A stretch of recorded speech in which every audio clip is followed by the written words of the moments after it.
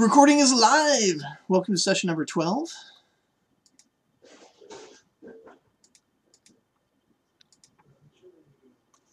Just, I want to check up on a couple things here before we get started. Kristen, do you recall precisely what Zara's revelation was?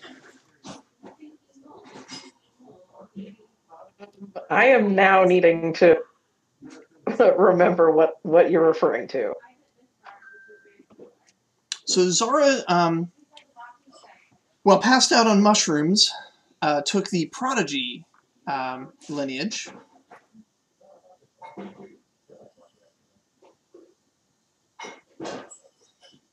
Yes, okay.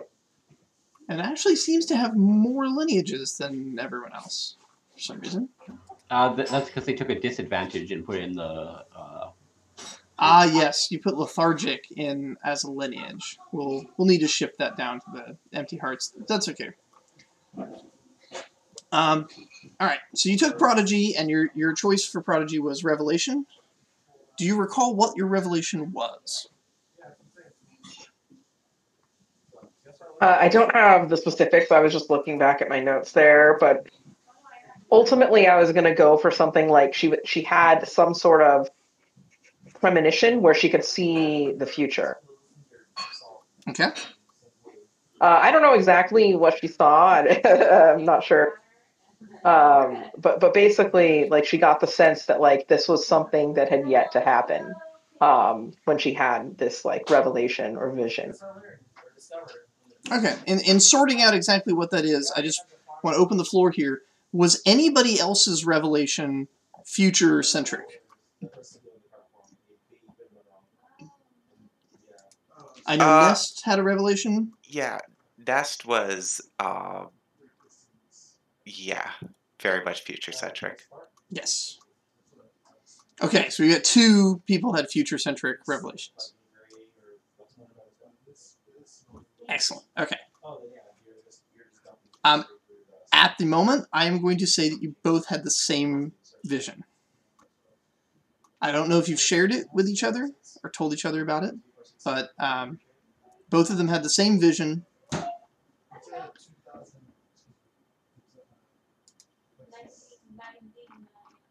It was a vision of one of the moons falling to the planet, causing absolute devastation on a city.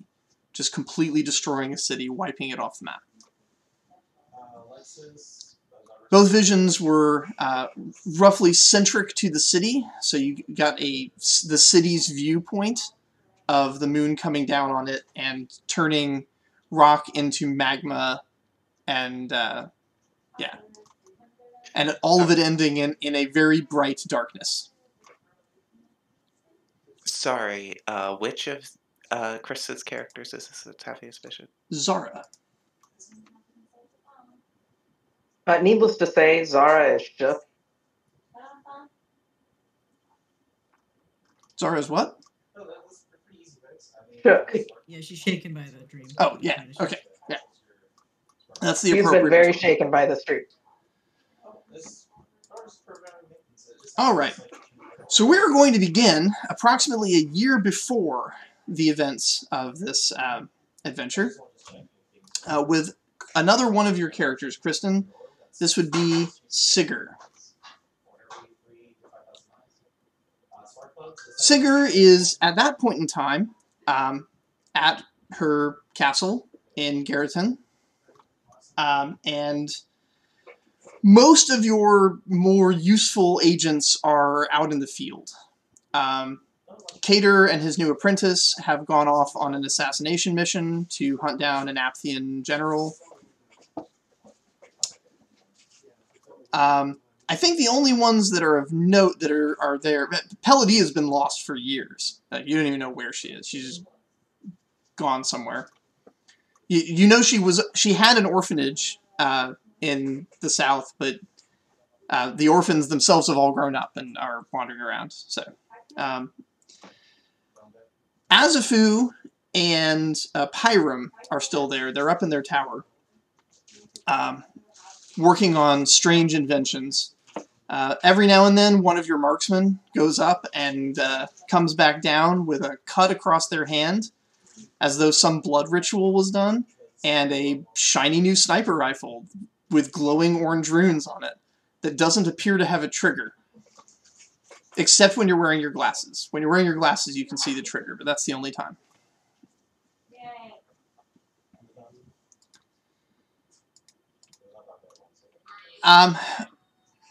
Other things are happening politically in the world. The war with Athos is not hot yet, but it seems kind of inevitable from your perspective. The Talus has been hit hard by the plagues, and they're no stranger to demonic stuff. But it hasn't really had a lot of the efforts for coming up with cures that have been going on in the south. In the south of note, cures were being developed by the Celebran mages, and they were sharing their research into it freely, but their progress was mediocre at best. And then the nation of Baron has been claiming to you to have a cure. Now, both of them want to make an exchange with you. Since Celebre can't really withhold the information about the cures that their mages are developing, as the mages just freely talk about it, what they would like to do is they would like to do an exchange of soldiers. They'd like for one of your units of your elite marksmen with their sniper rifles to come down, and they'll send up an elite unit of Crimson Guard swordsmasters. The idea being to balance out what your two militaries are capable of so that confronting Athos will be easier when the inevitable war begins.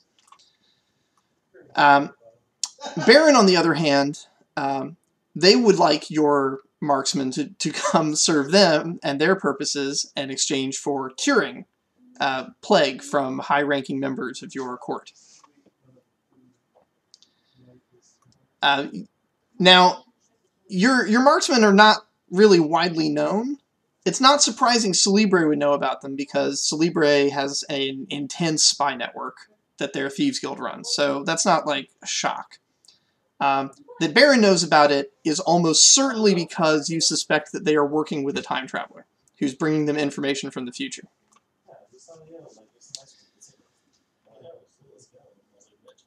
And in the midst of all this, somebody has shown up in your city carrying Palladia's staff. And so as you put down these competing requests for your military intervention in political matters to the south, a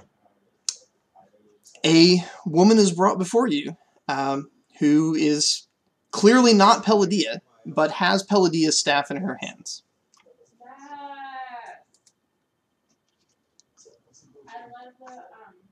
All right, I'll ask them where they got the staff.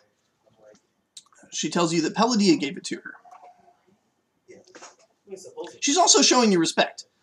She bows and says, when she gave me the staff, she told me that there was something special about me and that I should come and talk to you as you would understand it better.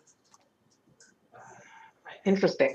I guess I'm wearing my glasses in case that changes anything as far as what I'm observing about this person, like why they might be special.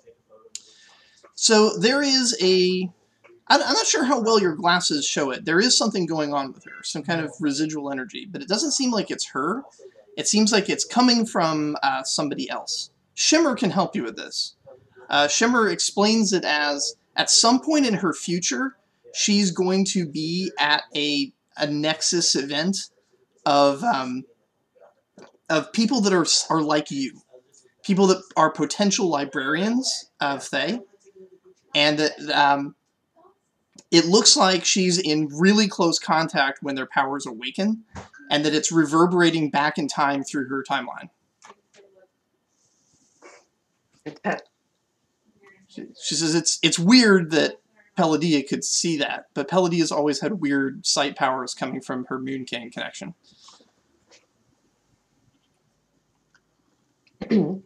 So, in the timeline, the scene that we're having right now, where does that line up with the orphanage? It's about a year before it's founded. Got it.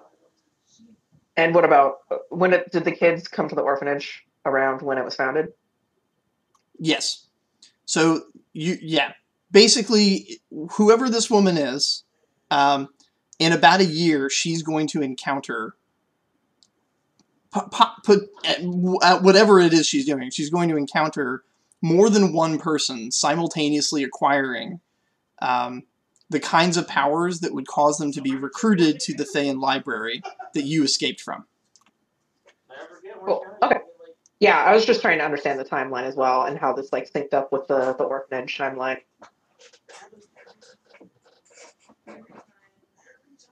Interesting. Okay, how old does this person look? Early 20s.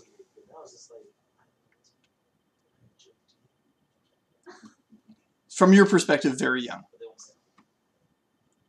Do I have any idea why Palladia would send this person to me? So Palladia does have some magic powers, and in particular, she has spells that grant her sight and information that are derived from her connection to the Moon Anui, which has been corrupted by the Moon King, so those powers got weird. And she'll sometimes see stuff that should not be within her sphere of ability to see. But there's almost no way she would understand what she's looking at. So that's probably why she sent her to you, is because she saw something crazy going on in this person's energy and figured you were the better person to sort it out. Got it. Yeah, that makes sense. I mean, based on my knowledge, could I do like some sort of scholarship role or something to like figure out what could be going on, I guess? Sure.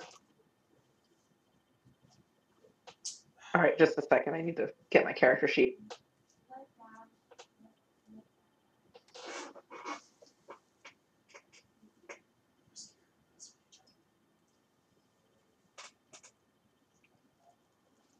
Sorry, I stepped away for a second. What is going on? Something about someone having visions? So this is a flashback to a year before the events of the orphanage. And Kristen's character, Sigurd, who is the queen or lady? I'm not sure exactly what your title is at the moment. You're not ruling all of Solace yet. But you are the ruler of Gareth. Well, I also have some talents, like, let's see, useless trivia. Maybe that might not be that useful. I mean, I think what you're looking for is useful trivia. Yeah. I'm going to go ahead and roll. Basically, I'm trying to just call on whatever knowledge I have from the library and just in general. What aptitude should I pair with that? Probably focus.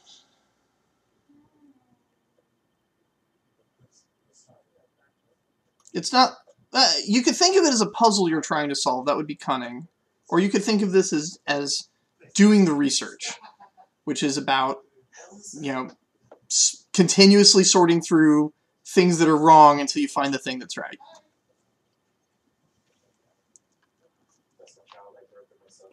I like the idea of it being a puzzle, just like putting together all these pieces of knowledge that I have. Okay, that's fair.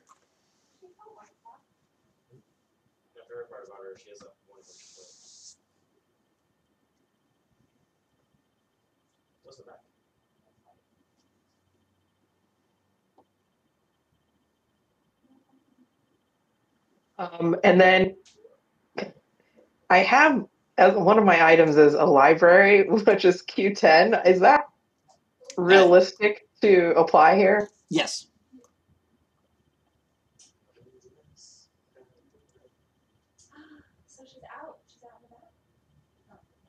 Yeah, you're at your home base. You have access to your library. You can absolutely make use of that.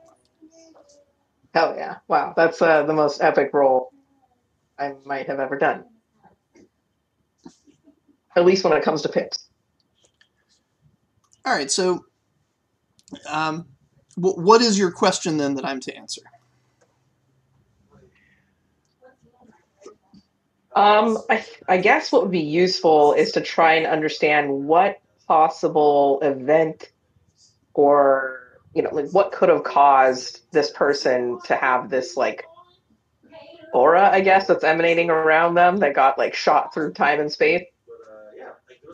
So, like, basically any information I can glean as far as, like, what exactly is causing that. Okay. So the powers that you Thayan Library people have are varied. They're not always super consistent, and a lot of them have to do with the purposes that Glymus Thay is recruiting you for. But yeah, the ability to see the future, or to manipulate the future, or to do what you did, which is step off your predestined timeline. These are energetic properties. So making changes is going to expend energy and is going to have an effect on things. What looks kind of crazy about this person's timeline is that there's two of them happening simultaneously, which is a lot of extra energy that's been pushed onto her timeline. She's not the one that's actually going to have anything happen to her. She's just going to be in proximity of two roughly simultaneous temporal events at some point in the next year. And these are the kind of events that would attract the attention of your former master/captor, Glymus Thay, a magus of unimaginable power, who will have some machination in play to recruit them. He's going to want to kidnap them, capture them, or in some way force them back to the library to work on his master plan. Got it. Okay, so... I mean, realistically, they'll just end up there. Completely of their own free will, let's call it. From a certain perspective, yeah. Unless that's not the plan. It seems like then it would be in Singer's best interest to... Well, I actually don't know if this is a good plan, but I was thinking of, like, having someone keep a close watch on this person, like, for the next year or whatever, so that we can, like, track down this origin event that caused that situation, so that we can then identify who those two, like, individuals are in the future. Unfortunately, most of your best spies and agents are dealing with the Apthian threat. You're needed here to maintain your city. You can't personally go. You need Shimmer to be kind of a symbol of office. But there is something you could send along with this person. Like what? You could send your glasses. Oh, is it like a tracking beacon or something? Shimmer would be able to find them instantly wherever they are, and they'll respond to the same kind of powers and abilities you have. Love it. Yeah, just slip a little air tag in their pocket. All right. Yeah, okay. In that case, I guess I'll let this person know, hey, like, thank you for bringing Palladia's staff. I suppose, I guess I also need to deal with the fact that they brought Palladia's staff. I don't know if they should just be holding on to that or if I should take that. She seems intent to hold on to it. Okay, I guess I'm not going to worry too much about that. If Palladia trusted them with it, then that's fine. Okay, I'll let them know, like, hey, like, I think I have a good idea as to why Palladia sent you here. Everything's fine, but something, might happen in your future, and I'd like to keep in touch with you. Do you think you could hold on to these glasses of mine? And as long as you have these with you, I'll be able to find you and come to your aid. She agrees. 1 year later, it's the morning of the Harvest Festival. We're going to have all of your characters in play for this session. So let's just real quick do some upkeep for Ed, who has missed a few sessions.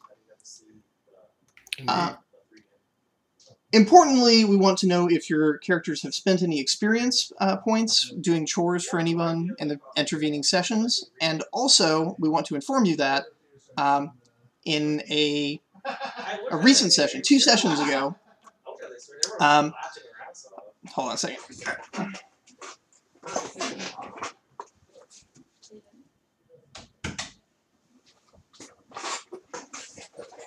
Sorry, getting a lot of background noise.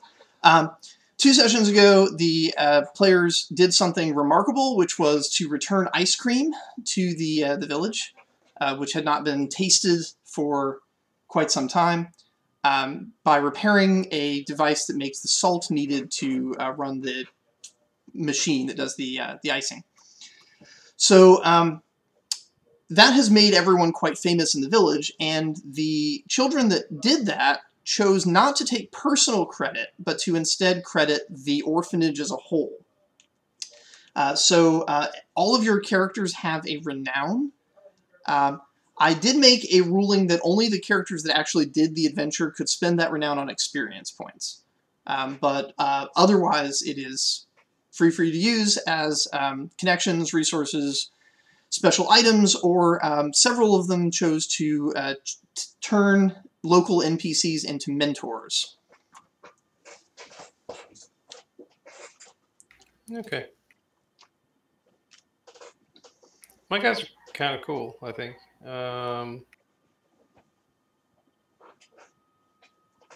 Reggie's going to continue working with the orphanage. I think Mari will continue working with whoever it is, the herbalist, I guess.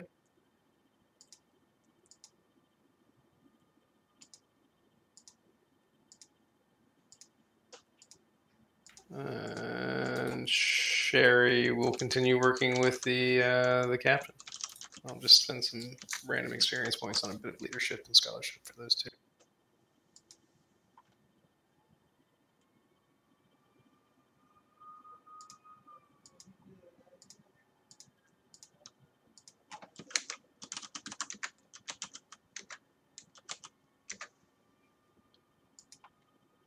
You said Reggie was working at the orphanage? Yeah, Reggie's just hanging out there.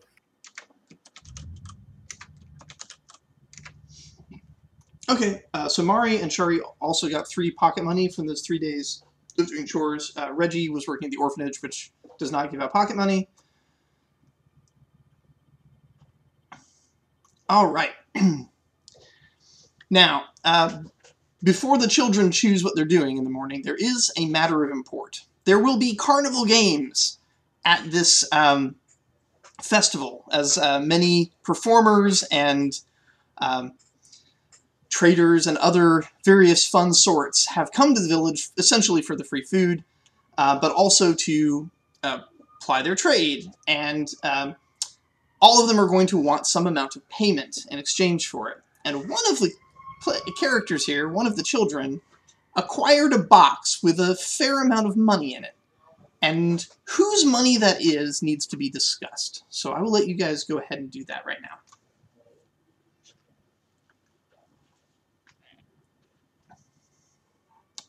I think there's a chance that Zara has the money. Currently, I believe so. Yeah, it was the one that we went into the store and we went to the back and yeah.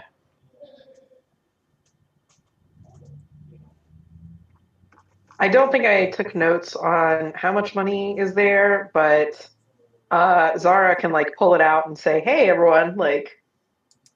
Here's the spoils from one of our adventures. Let's split it up." Yeah, you specifically stole this from the general store.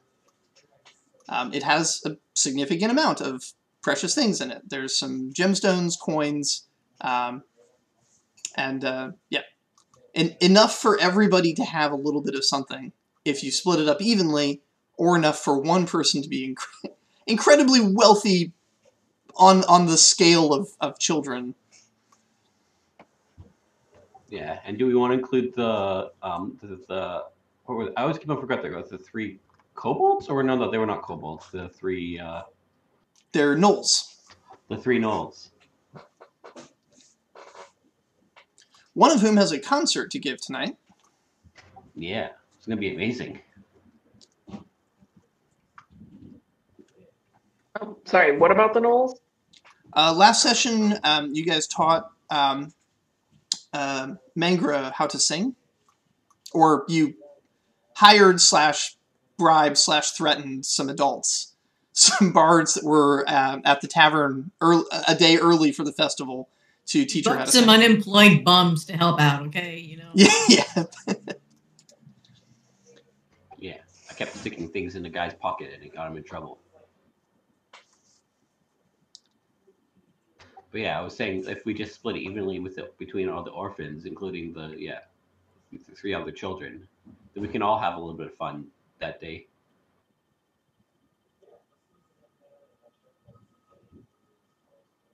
Yeah, Zara is cool with splitting everything evenly. Did Reggie have an opinion on that? Or the redistribution of wealth? Reggie believes that whoever earned it should keep it.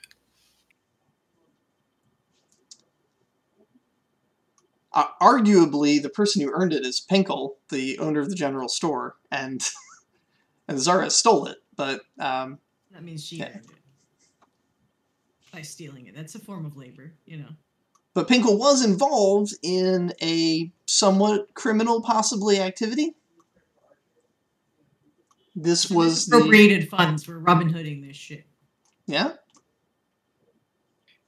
Steal from Reggie- the rich gift to the orphan. Reggie wants nothing to do with this larceny. So Zara's already like putting on some of the jewelry and just starts running around to everyone with the box, just like, hey, pick something, pick your favorite thing. Do we have an inventory of what's in, like, more specifically, or is it just general bits and bobs and we can just... It's general bits and bobs. So if everyone's going to take from the pot, then everyone can choose to either have a single quality 3 piece of precious jewelry, or the equivalent of that in coins and gems, which would be either 3 gems or 6 coins.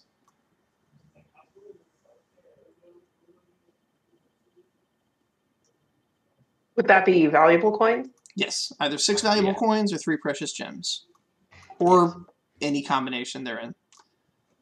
So yeah, so it could be like either at 1 extra dice, no, 1 extra success, or 3 extra dice, or 6 pips. No, the pips would not be for precious things. It's either you can either have 6 extra dice, 3 extra successes, or a pretty thing to wear. A pretty thing to wear that is worth 3 extra successes, but would have to be done all at once. It wouldn't be fungible. Yeah.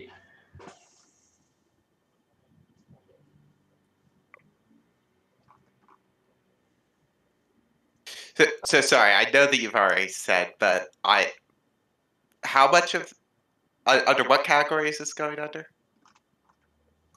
This would go into your inventory.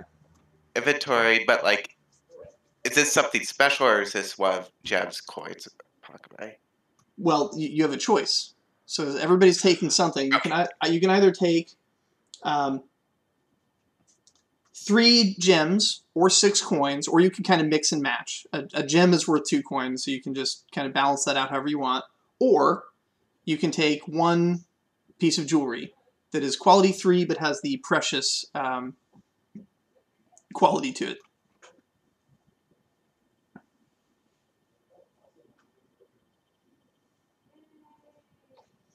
All of my characters choose shiny jewelry. That's how I'm gonna play that. Fair enough. Who doesn't like pirate treasure? I mean, I'm a sucker for that shit. Yeah, Glup is taking a precious stone or whatever, and Kylil and Auros are taking valuable coins. So does that go under my gear then?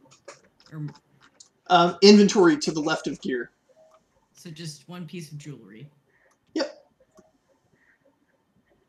You can put it in gear if you want to. Actually, if it's something you wear, that makes sense. Yeah, I was wondering because it has a quality as well. Yeah. Quality 3, precious, ring, earring, whatever you like. Now, Glup has two valuable gems. So it's actually a reusable Q3, so does that mean it adds 3 pips? Yes, as a wearable item, it can add 3 pips if you are doing something where looking pretty is an important part of what you're doing. Such as stage performances, which may happen quite a bit in tonight's adventure. I guess we want to give Mangra a beautiful, either like some kind of like beautiful necklace for her to wear, which for her singing contest. Oh, and Kristen, the costume can also be considered gear as well for exactly that same purpose. Oh, sweet. Cool. I happen to have your character sheet up. Wappy is going to have a single earring. I'll decide the nature of the specific jewelry that my character's wearing later. Just watch out. If someone puts the identical earring on their other ear, you might accidentally fuse together. We're already triplets, so it's all, you know.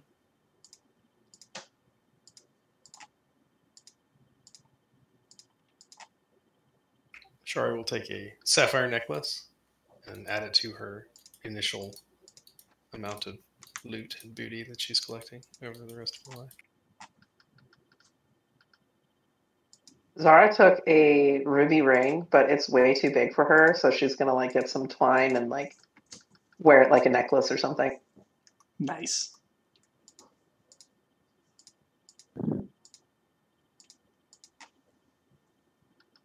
Glup has like a small crown on his head, and his like pet cat has a small crown on their head, stuffed one. Because you know, a frog's gotta have a crown on their head. That's not conspicuous at all, man. Nothing ever bad has come out of that.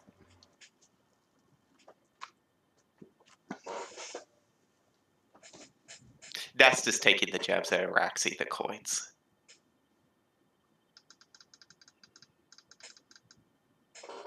Yeah, Henri and Francis also took coin. Reggie will grudgingly take some coins.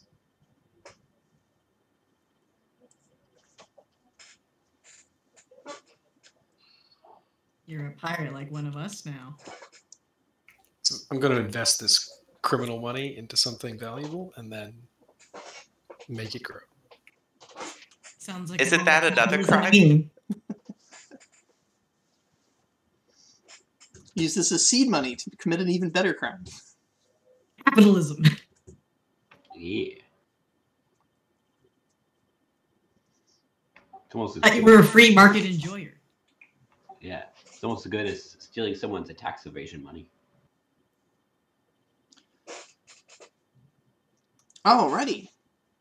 So with everyone thusly prepared for carnival games and such, you all gather downstairs where Ms. Mabel has prepared a hearty breakfast. Coddle and Cam are still here. They're going to stay for the festival and then head back to Celebre. The festival is going to be going on all day and all night, but generally the adults kind of wait for nighttime to have the big party after the kids go to bed. So that's when the serious drinking and other more adult celebrations are going to take place. So during the day, it's all about the kids and the fun and games. So all of the bards and visiting carnival people are going to have their booths set up at the town square. All the setups you saw yesterday, everybody getting things assembled, is now fully built. And so as the entire orphanage begins heading up the path, you see other kids are coming out of the farmhouses, and also heading up the road to the town square. The main intersection where the road that leads from the orphanage all the way up to the Millers and the hills intersects the road that goes from Celebre down to Half Elven.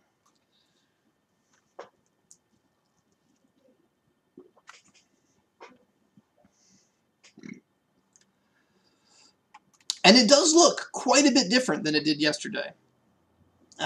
There's a lot less hammering going on and a lot more actual things being ready. So as you kids pour out onto it, you can see all of the major people that you know from the village are here, but there's a lot of new people. And they have carnival games. The carnival games do cost money to play, but they have prizes if you're good at them.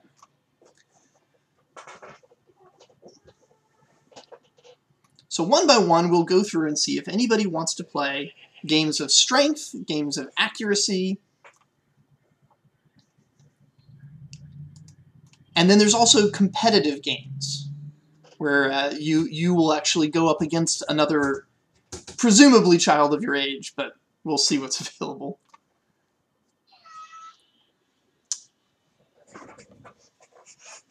Just a moment. Yeah, are they having fun? You want to go see the fun? Okay. Huh? She really wanted to join in the fun. No, she just wants to mess with this cat.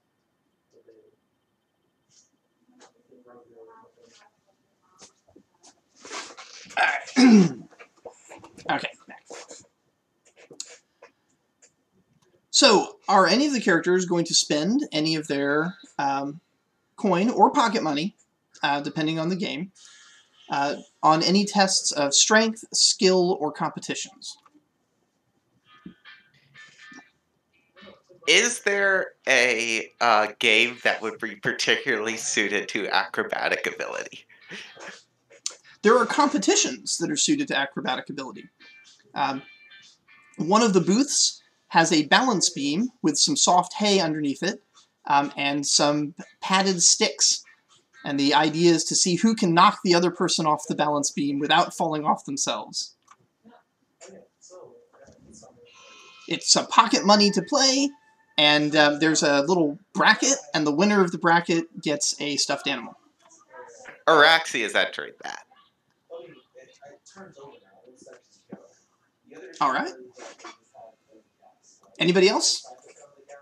If there's anything vaguely strengthy, melee-y, athletic-y, then Bax will do that. Someone set up the classic hit the lever with a hammer and throw a ball in the air to ring a bell. It's a standard test of strength. Cool, Bax will do that. Leica and Trompy are neither of them are very physical characters, so they're going to abstain from any types of strength or agility tests. Wampy is going to look around for the one that looks the most exploitable. By, let's say, nefarious means. Okay. Definitely make a roll on that one. This is crime plus cunning. Alright.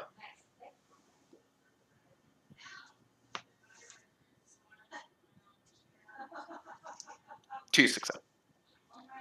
So, while you haven't found one that looks super exploitable, it actually looks like quite the opposite is going on. A lot of them seem to be rigged.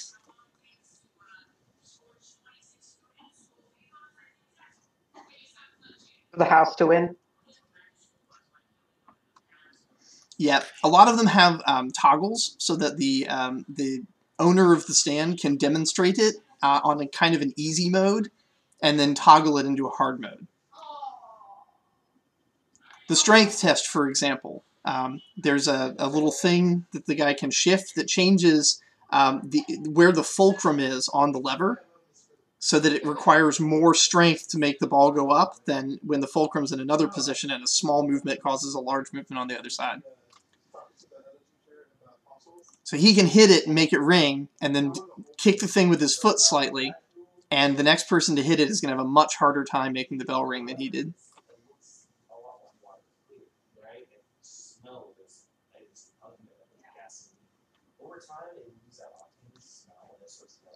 Alright. In that case, Whumpy is going to try and con their way into being a helper on these games. Okay. This would be persuasion. Well, For sure. Or unless are you going to help one of the other kids to beat the cheats and win, or are you going to help the you're going to try and hire out your services for the proprietors? are either of the triplets going to be doing a game? Trompy is not. Trompy Actually, why don't we have all the triplets try and beat a game? Yeah, I can help with being a helper and make things more fair. Yeah, Francis is down to help as well. Cool. Operation Triplet Trouble. I'm Engage. picturing the three halflings like standing on each other's shoulders with the giant hammer, and the one on top just jumps off. It's the thing to ring the bell. Yeah, you mentioned the acrobatics one. Glup will join in that one as well.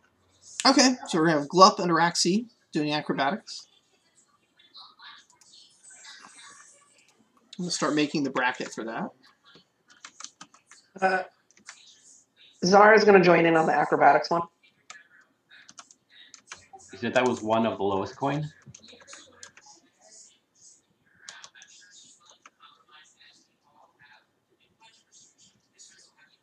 I'm sorry, what was your question? It was one pocket money, right? For the Yes, one pocket money to join in. The prize is a Q5 stuffed animal. Of your choice, they have a selection that the winner can choose from. This seems to be one of the few honest games. It's just a tournament where they're handing out a cheap prize. 8 people go in, 1 person comes out with a prize, so yeah. The house is going to win on every one of those exchanges.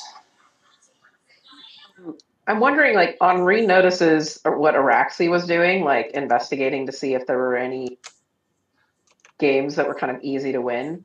Could Henri go over to Araxi and kind of, like, share knowledge so that we can kind of see if there's any way around some of these games? It was Whumpy that was doing that, but yes. Okay. Oh, my bad. Sorry.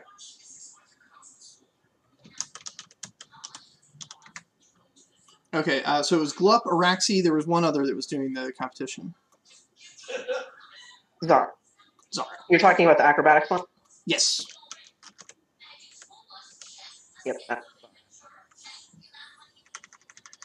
And what I'm thinking for Henri, he has a little bit of crime, so I'm hoping maybe if he adds his brain together with whatever Whumpy discovered, that maybe we'll find that there's a game that's there's some way around it. I don't know.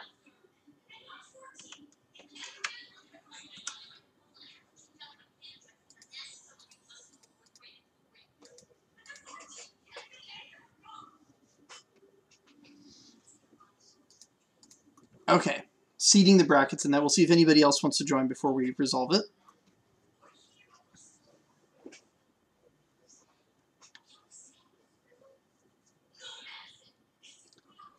I think I have all my characters covered. Excellent. How much was the strength test? So there are 2 prices and 2 prizes. You can pay a pocket money, and if you can ring the bell, then they have a cheap little stuffed tiger that they'll give you. But if you pay a full valuable coin, they have a hammer. It looks really nice, like a really nice hammer that's supposed to be your trophy of success. It actually looks like a weapon, like it's a proper combat-ready battle hammer. All I have is a pocket money.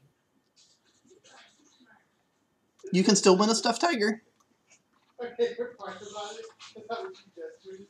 Like, Wish I could borrow a pocket money from some of my other characters.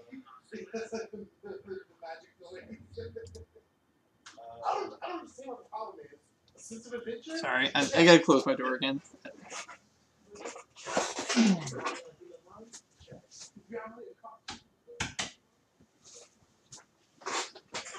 I will go for the tiger. All right. Ed, are any of your characters taking part in any of these carnival games?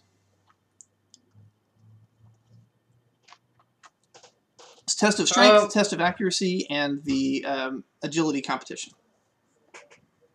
None of my characters are particularly agile, strong, or any of that. So they will watch. They'll participate, but they're not gonna actually go in and try and play. They'll watch the others. Okay. Troy, any of your characters?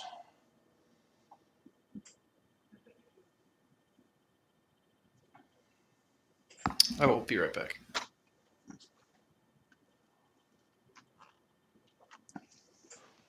I'm thinking that me and Crawford aren't going to be. They'll watch, but they're not going to participate.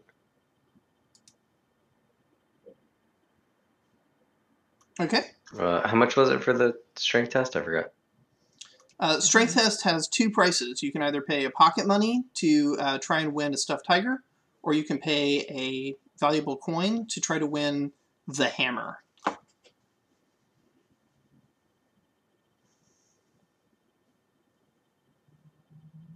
I want a hammer, but I ain't got no valuable coins. A humbug.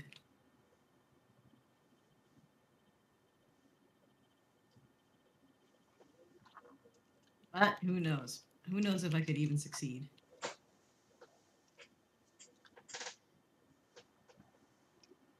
The gamesman talks up the hammer as like being this artifact of the great dwarven smiths of Thordil, crafted in fire from the finest of steel. Sure. Yeah. I mean, it doesn't. I mean, it looks pretty good. None of you really are appraisers, so you probably wouldn't even know.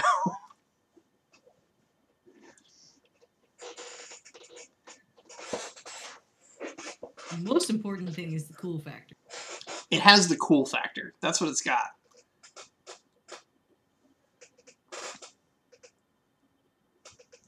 Realistically, it's probably like a Q2 in combat, but like a Q6 in presentation.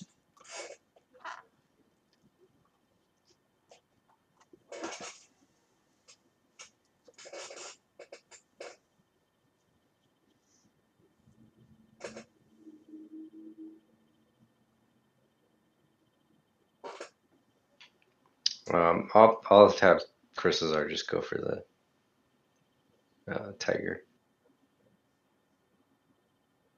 Okay.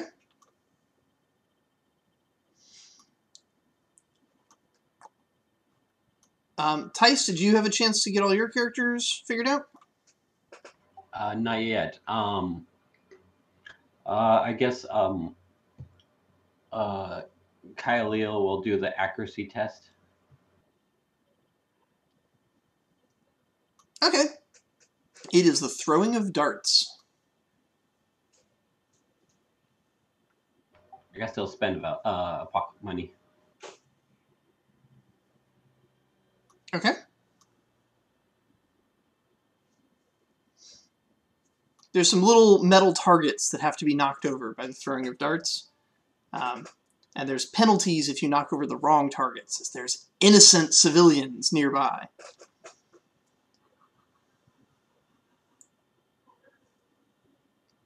And I think Kyleel will just watch for now. Alrighty. Is there anybody who has not assigned all their characters to something or to observing? I don't think I said anything for Nest, but Nest is observing. Okay. So then we're going to start with our little investigation team. Do you guys want to monkey with the results of any of the other kids that are going to be playing? I want to endeavor to make it more fair. I assume the other triplets just want to endeavor to make sure the triplets win something. Okay. Which game do you want to rig in your favor?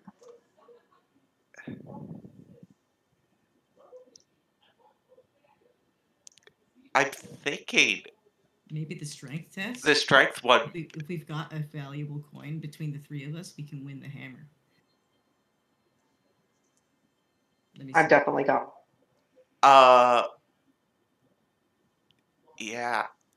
Chompy only has pocket money, unfortunately. Wampy only has pocket money, but looks really cool with it, like an earring stud almost. Yep. So if Francis is going to be the responsible one and pay up, then Chompy and Wampy can get to work on making sure we are either distracting or doing what we have to do to make it easy for Francis to win. I don't just want to win. I want to win good. Like, I want to make this guy put more than just the hammer on the line. Oh yeah, we're halflings too, so we can take him for all he's got. He's not going to believe we can win this. Yeah. Francis is very weak, by the way, so we're going to need to really figure out how to rig this. I mean, I think Wampy might actually be our best option for taking the hammer swing. Okay, so Also, I can shit talk the guy. Wampy's good at that too. Yeah, I can just be the financial backer. Francis will financially back whichever. Backer scheme. We're going to have to make sure it's on easy mode, right? We know it has to go to hard mode. We have to make sure it's on easy mode. Yes. Now in easy mode, the person operating it, who is a fairly beefy adult, is able to ring the bell. Every time he tries, it's like a guarantee for him. But that is an adult human with a decent vigor. You are a child halfling. So you're right, he's not going to believe you're capable of it. But also, are you? And that's on easy mode. On hard mode, it looks like there's not a chance. Even the grown-ups are just failing hard on hard mode. But none of them have noticed that he's switching between the modes. Yeah. My plan for as far as how one way that we can make this a little easier for us is we need to distract this person before they can push that button whenever Wampy or whoever goes to lay the hammer down. So we need to coordinate a distraction so that he can't push the button. And then, if we win, then what's he going to do? He can't just be like, oh, but I didn't have my secret trick engaged. So the goal is to fluster him so that he... Is the herbalist here? Yes. Literally everyone in town is here. Okay. Do you think we could get a potion of strength from the herbalist? Is that... No, I doubt it, dude. You sure? Why not? It's worth an ask. It is worth an ask. Mari says, I can go ask.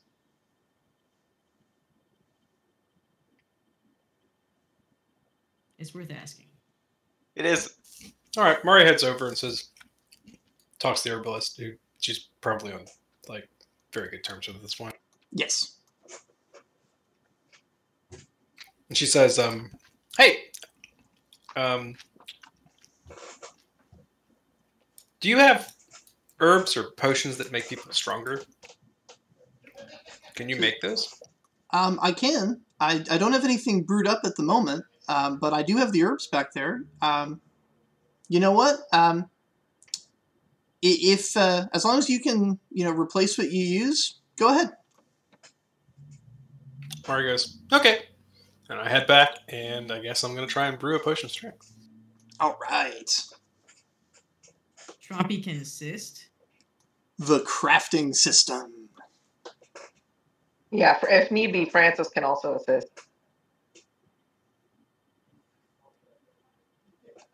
So what does it take to craft a potion of strength? A lot. Indeed. Yeah. Kyle can also help because he has the pharmacist talent. Fortunately, you are in a very well-stocked medical facility. All right. Well, I can make a scholarship roll. See how it turns out. Oh, I can too. Chompy has a scholarship of 3. Okay. Yeah. So you can help. The first thing you need for any craft is you need a blueprint that you're going to follow, a plan, basically, a recipe. So yeah, make your scholarship roll. See if you can come up with a good recipe that'll work.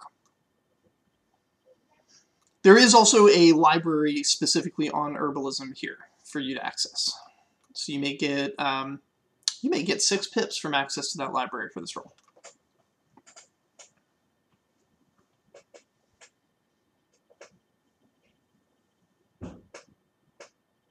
Let me see here. So, is it going to be a focus roll? Focus plus scholarship would be the standard research roll. All right. Focus. Yeah, that's if you're doing research. You said 6 pips from the library? 6 pips. Yeah, All right. successes. All right. I got an extra success. Oh, I'm rolling the wrong one, but that's all right.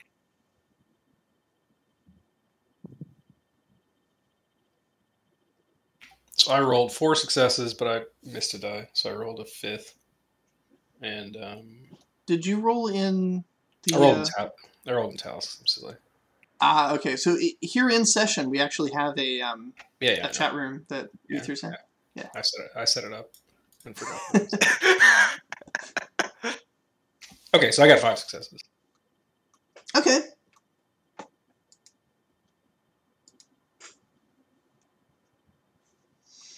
So that's a really good recipe you've come up with. So what is this potion do that you've created a recipe for?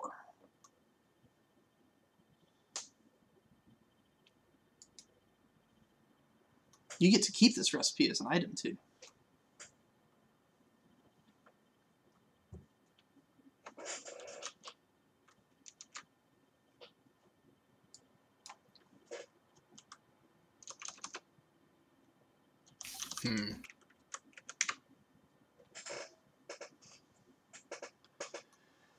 Of course, the more dice that it gives, and it's as its bonus, the harder it's going to be to craft, right?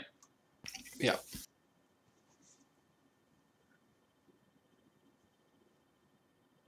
Well, Wompy, what's your vigor? My vigor is...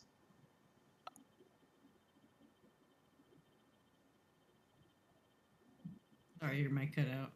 Sorry, my vigor is 2. Okay. What would you say the vigor of the average adult is? 3? 4? You figure that this guy probably has a vigor of at least 3 or 4. Yeah, because he looks like he works out. He also has decent athletics. This is just eyeballing it. If you really want to do an investigation check, you could try and figure it out more precisely. I would love to do an investigation check. Do it. All right. Give me 1 second here.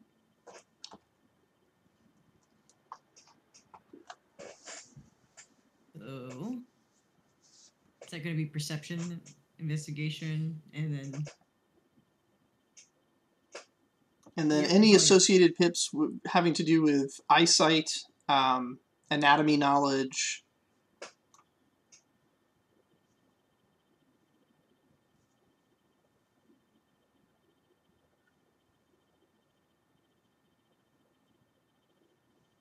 Only 1 success. He definitely works out. Oh, that's unfortunate.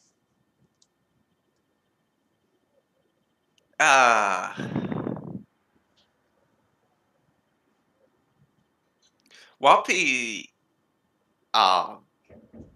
is going to go up to this guy and challenge him to an arm wrestle if he's so strong. To try and figure this out. He laughs it off, but he is intrigued by the notion of a halfling that thinks it's strong. And so, yeah, all right. Think you're a tough little guy? You know what? Right now, right here. Take a free swing at the bell. Let's see how you do. Free swing. A free swing. Give it a try. Alright. And I assume that he's already hit the switch, right? Yes. Well, if I have a free swing, I'm going to do my best to sneakily hit that switch as I walk to the bell. Okay. Stealth plus agility check. Don't have stealth, unfortunately, but I do have lessons of the... Lessons of the small. That helps. I think. What is it? I get a Q2 gift for avoid nose hide There you go. or sneaking around. So that's 2 pips, right? Yep. Can I can't really argue this is crime. It could be crime. It could be crime. You're trying to you're messing with a system that's designed for changing odds. Yeah, I mean, this is kind of the same thing as a pickpocket. So It's crime craft. You are Yeah. doing it for you to win All right. against somebody who's already cheating. So is it okay if I use my crime? sure. I think there's a solid argument. 2 successes. There you go. You got it. All right, and now I get a free swing. Yep. The cool thing is that if I miss it, he'll definitely believe that I can't do this. So roll your vigor plus athletics.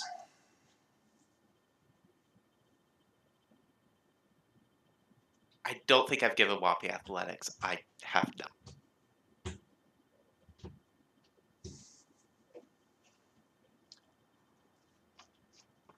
Can I argue that my study here makes me feel really cool? I don't think that's a... You could argue that it gives you a boost of confidence, but I can't imagine. All right, well, I have a free roll, and I got 0 successes on it. All right, this is roughly what the next phase is. Hey, you put in a good try. All right. Did I get a sense though of how much power would have been needed? Yes, you do. You get a sense that you probably need to score 4 successes on hard mode. On which hard mode or probably easy mode? means on it's that's right. You switched it to easy mode. Okay, you need 2 successes. Is what you can feel. So I just need to... Just need 2 All right. on easy mode. On hard mode, you need 4. So if you can't keep the switch in easy mode, you're gonna have some trouble. All right.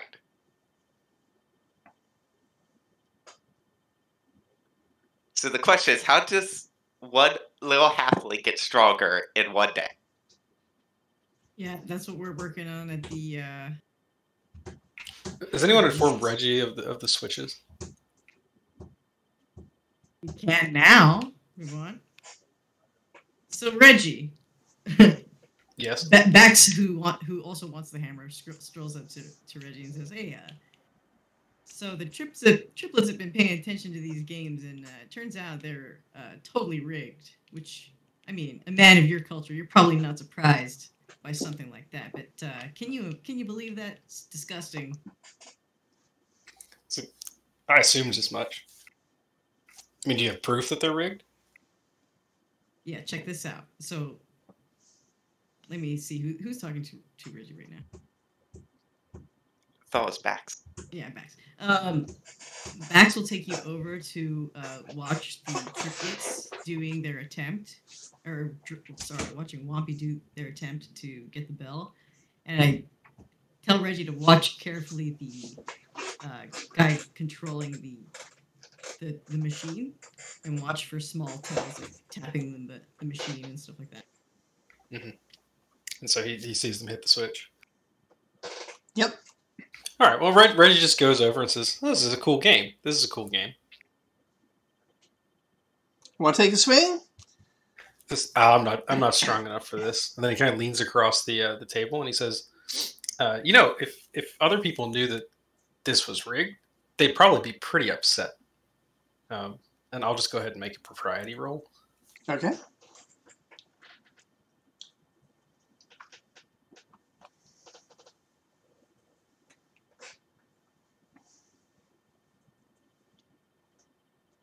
A good roll.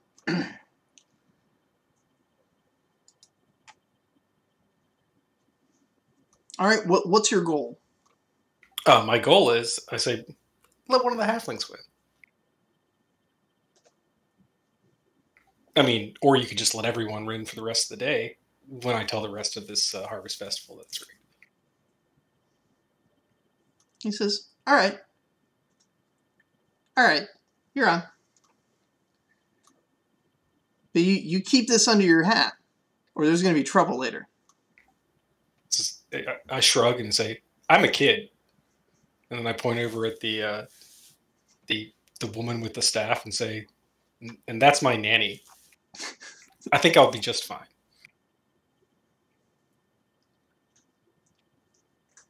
One of his assistants whispers something in his ear. He says, Boots? What? Oh, God. And then, so Sherry's still going to make this potion, though. Or Mari, I mean. Yeah, might as well. So she'll make a facet-based potion. So basically, it just doubles your strength. Okay. So that should be, I don't know. It's strength with vigor is a maximum 5, so it's like 2.5-ish. 3 successes, maybe 4. I don't think it would go up to 4. I think at 2.5, you basically just round to 3 and you're done. Okay, so Q3 is what we're looking for. Yep.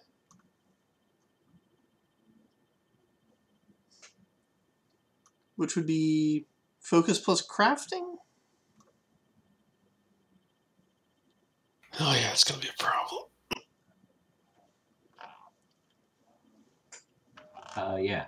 As I was mentioning before, Kyle has pharmacist, and he also has 3-minute medicine. If he wants to help him, if you need help. Okay, well, I'll offer you my my recipe and try and do some scholarship. I love this team effort.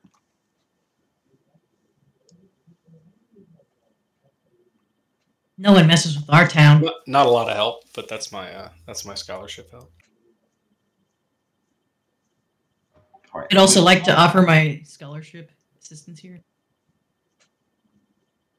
Is it just focused on scholarship for a helper role? Yep. Could medicine help as well? Yes. A much better roll. 3 successes.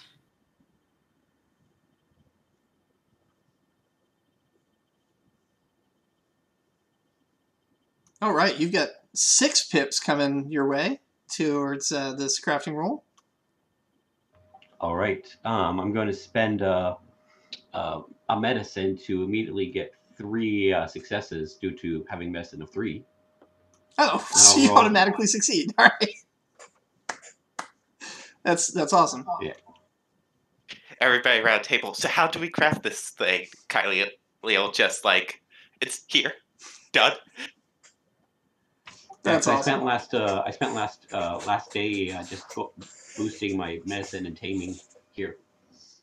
You've actually had it made since the day prior, probably.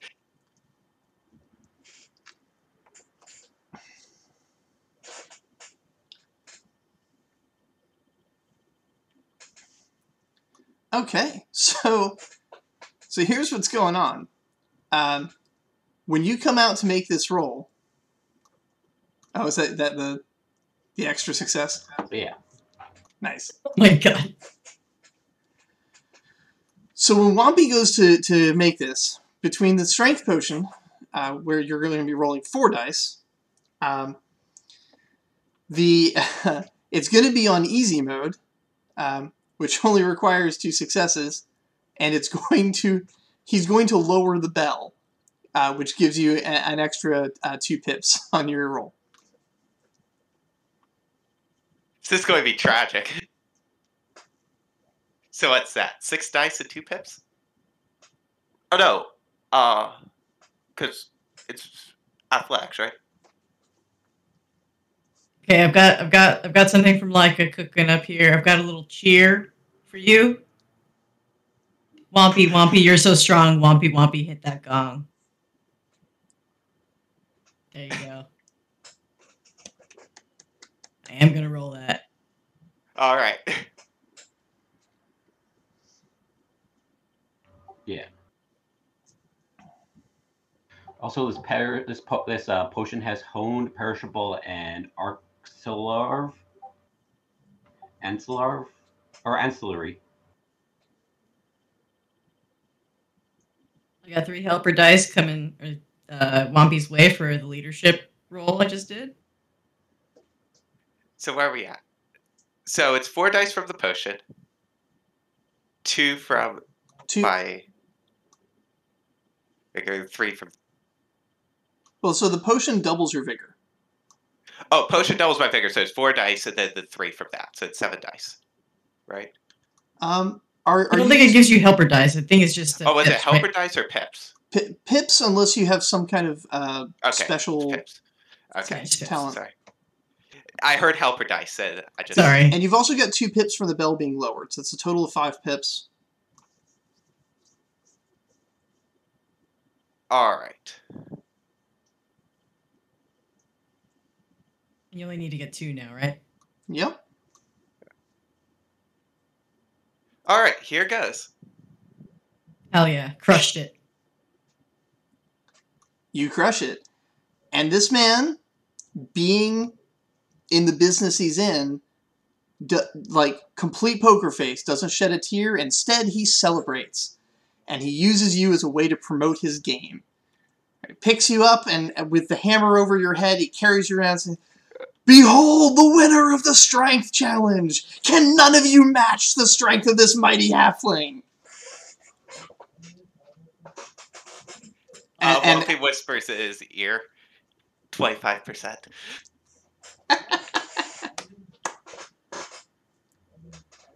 Reggie says, "That's good business." You now have a hammer. The hammer is highly decorative.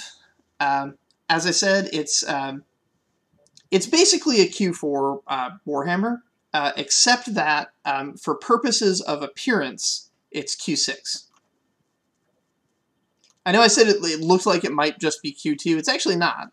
It is Q4. This is like a reasonable, solid warhammer. For you, it's two-handed, although for anyone else, any normal-sized human, it would be a one-handed. But it is, yeah, it's very fancy, very shiny. Oh. And does the whole potion get consumed? Yes. Okay. But we know how to make one if we need one in the future. Yeah, the recipe remains. That object now exists. Strength potion recipe.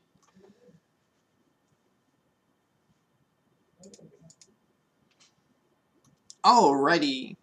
With that level of shenanigans taken care of, and you guys now knowing the secret to it, anyone else doing the strength test can make their test against 2 successes and walk home with a stuffed tiger.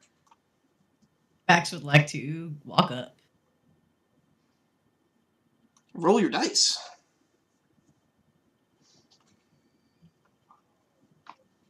What is it paired with? Vigor and athletics. Okay, perfect. And I've got my Gunther outfit on, so feeling pretty good. You got this.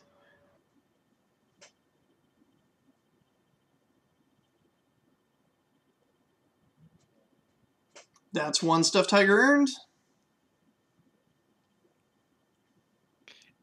Is this happening simultaneous with the other challenge that we were doing, or could Araxi do both, in theory?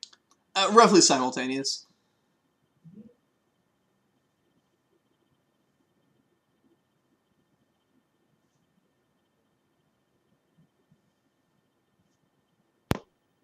The kids split up to go do their different things, and then you guys will meet back up after Carnival Games time is over for the next set of events. What is Zara doing?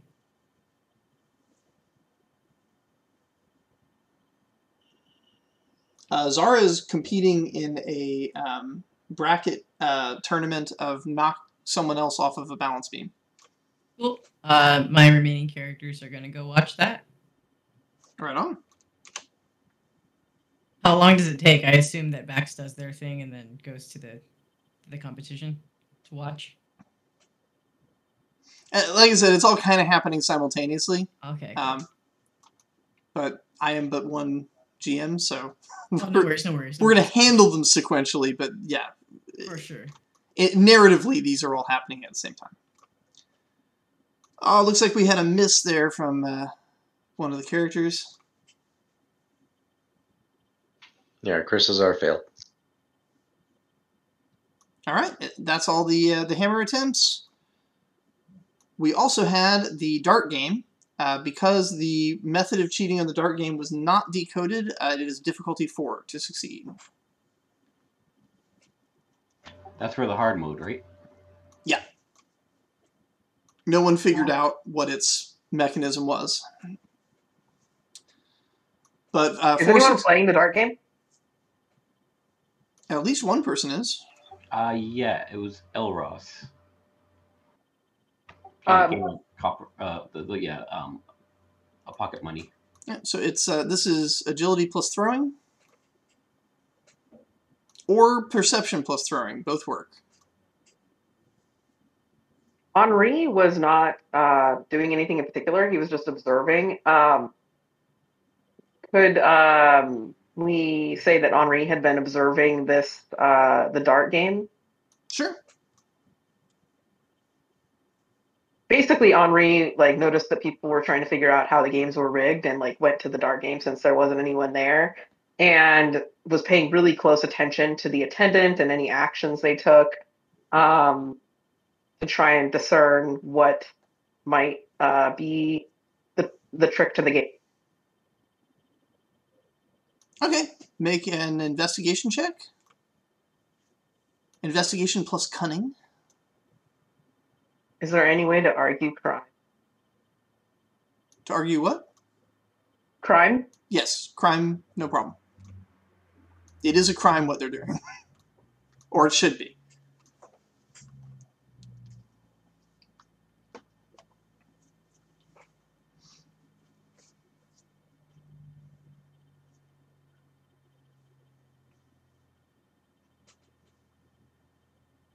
Okay, this one is fairly complex. So the rules of the game are you have to hit over the bad guy targets without hitting over the good guy targets. The targets are on these little rollers where when you hit them, they roll backwards. Right? But all of the rollers are a little bit loose in their setting, and the operator can kind of push them to the side to squeeze two targets together so that when you hit a bad guy target, the good guy target next to it falls over it at the same time. And so by selectively pushing the rollers together, they can get you to, because you've got 3 tries, 3 darts, they can get you to miss on any of the 3 that they want. And by miss, what I mean is that when you hit it, you accidentally knock over one of the good guys next to the bad guy you're aiming at. This can be overcome by pure precise skill. The method is relying on janky machinery and friction, and an absolute master could observe the situation, figure out which bad guy is not going to knock over a good guy, and win. But that's 4 successes on a throwing plus agility or a throwing plus perception roll.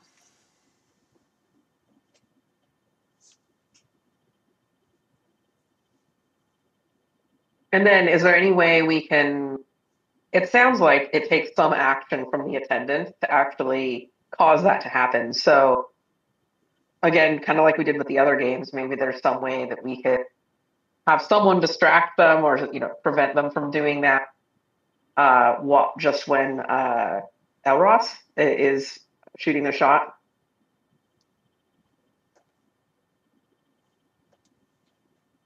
That is essentially what you'll have to do, since there's no way for you to really interpret or operate the device yourself. Unlike with the strength test where a sneaky halfling was able to shuffle the switch with their boot walking by. This one requires a bit more in-person interaction with the machine. But a distraction would prevent the operator from jamming the gears together. So, yeah.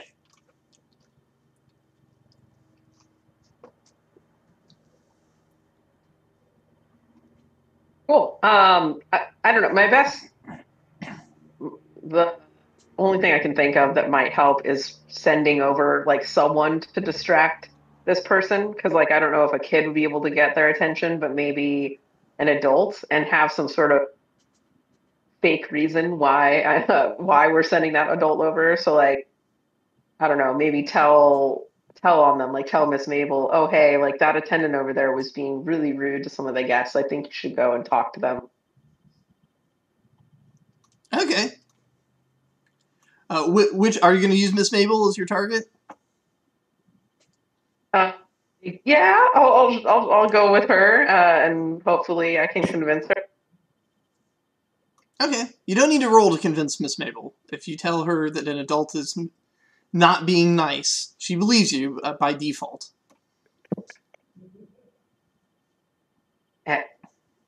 She's a good adult. Yeah. Her job is to believe you and then act on your best interest. Yeah, so basically Henri is going to do this, and he's timing this based on like he can see Elros in line for the game, trying to time things just right so that Mrs. Mabel goes over there right when his turn starts. So believe it or not, I consider this to be a leadership role because you are basically doing tactics here. This is like a military timing and tactics move.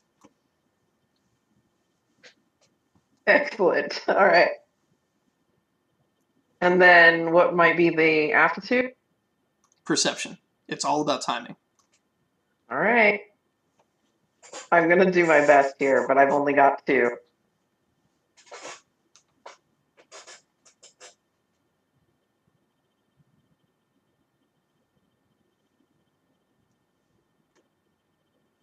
Well, with each success, you'll lower the difficulty by 1. You got it. Perfect timing. So, yeah, the game's difficulty now only requires 2 successes.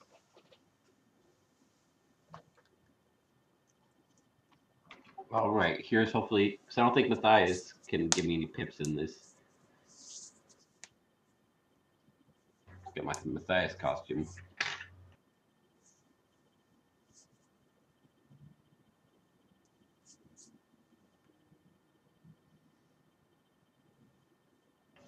Three together. Mm.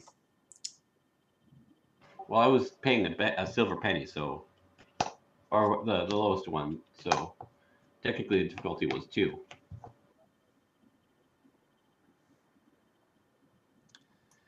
Well, you missed, but yeah, you still had fun. Yeah. You were at least playing the game fair. Yeah. Alrighty, while all that's happening, there's been a bit of a tournament going on.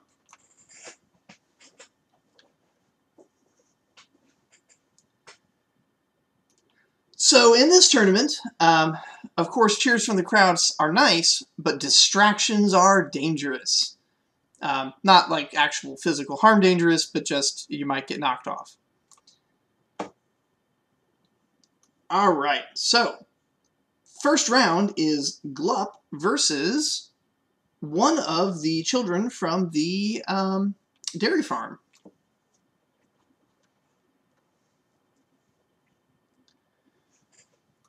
The stick is essentially a melee weapon that you have. You're not actually trying to hurt each other. You're not supposed to. The stick is padded. You're really just trying to knock the other person off so that they lose balance. So, you can make a melee attack, or you can make an agility roll. And can I use climbing as part of, to stay on? The quality of climbing? Oh yeah, because you have that special. Yeah, I'd say so.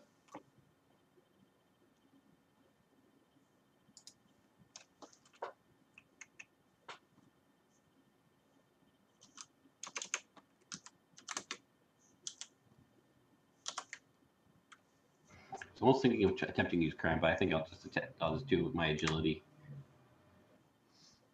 Plus 4 pips. So the dairy farmer has gotten 2 successes to try and knock you off. Oof. That was agility plus what? Let's see. I don't really have. I don't have melee or. Or acrobatics? No. I have more craft and crime and stealth for this one. Okay, well, you're knocked off, unfortunately, unless you want to tax your avoid, notice, or yeah, if you have something you want to tax in order to not fall, you could do that. I'll avoid. Okay.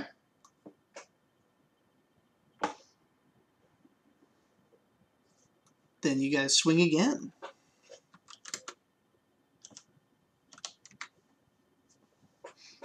Another 2 successes. God damn it. That's weird. Why didn't P4? Oh wait, that's a 5. Wait, that's a 5? Oh yeah, that is definitely 1 success only. Do you have something to tax or do you fall? I'm going to tax my notice.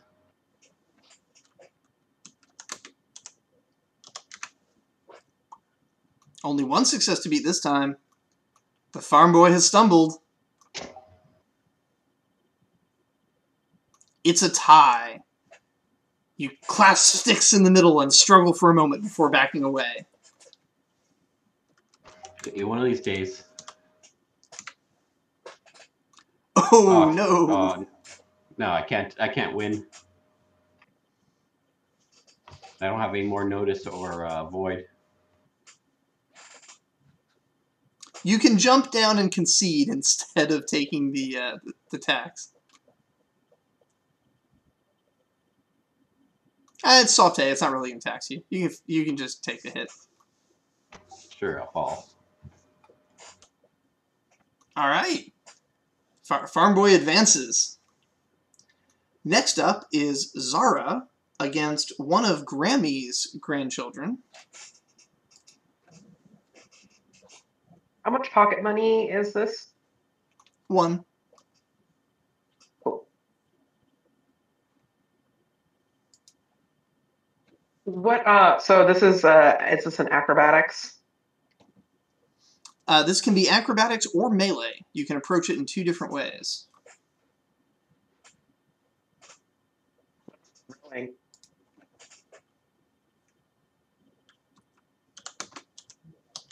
I'm trying to envision what this is. Is this like American Gladiators where they're holding like a pole with like...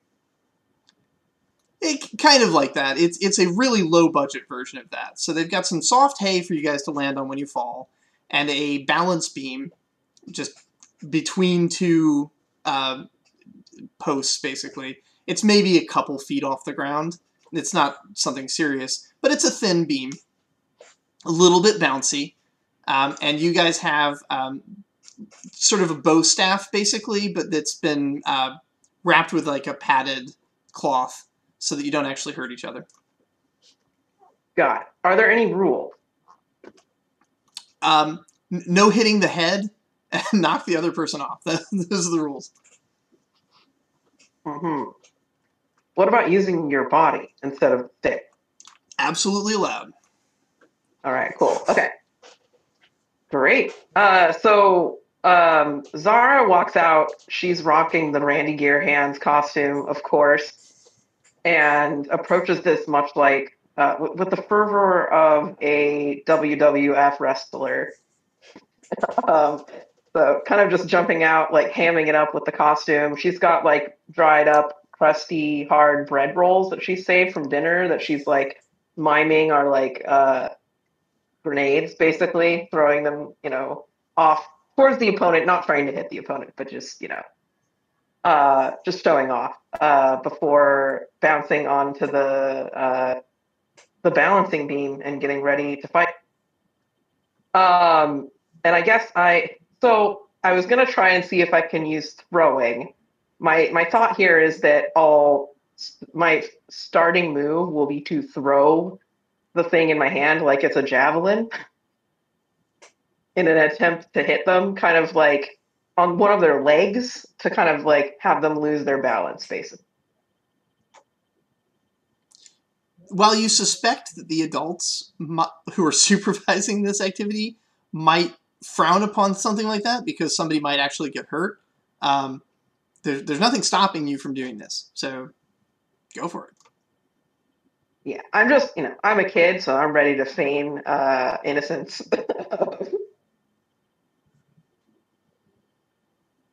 All right, cool. Okay, I will draw my roll. And then, do I get any pips for the costume? For Randy Gearhand's costume? Yeah, I'd say so. You're intimidating your opponent, throwing them off their game, distracting them. Randy Gearhand's most notably known for blowing himself up periodically. Holy shit. Zara's in it to win it. Alright, so now the question is, because you definitely won this bout, but the question here is, did you hurt them? I mean, I'm not here to hurt anyone, so Zara was trying not to hurt them. My thought is that it just whams them right in the solar plexus and they go, "Coo!" and they fall into the hay. A bit winded, but not very hurt. Alright, so the kid, of course, cries, and adults come over and they're like, okay, right. Just let's clarify. As somebody takes the rules out and just scratches in chalk on the rules slates, like, no throwing. So, like, don't do that anymore. Sorry, I totally thought that's what this was, what we were doing here. All right, cool. Okay. Zara advances. Next match is Araxi versus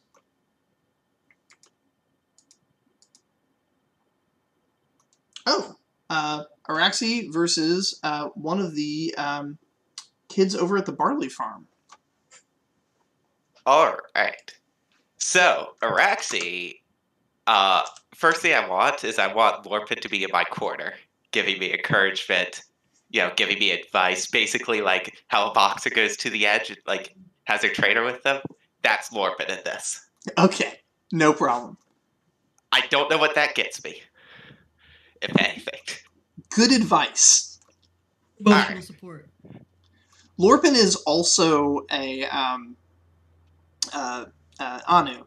And Lorpin has fought against a lot of not Anu. And can tell you things like, all right, humans, center of balance is different, right? Targeting their legs actually works a lot better than it would against one of us. All right. So, the other thing I want to ask is, can I use my acrobatics to put on a show as part of this? Yeah. All right. I'm also going to be using Grasshopper as part of this performance to leap and basically use leaps and glides to avoid stuff. Okay. Well, showing off. I'm also wearing my Lorpin costume, so I have my pips for that as well, I have to imagine. Yep. All right.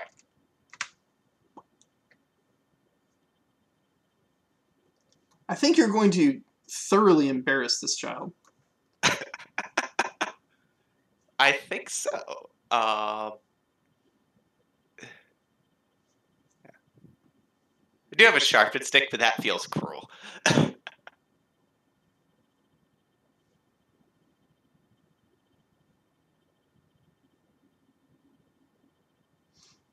Okay, that is a thoroughly embarrassing defeat. Of course, the kid says, "This is no fair. Anu can jump like that. That's not fair." And the kid that beat Glup is just like, "Oh, don't be such a crybaby. It wasn't so hard." It's fucking hilarious.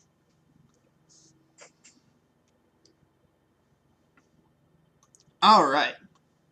Next match is... Oh, 2 NPCs.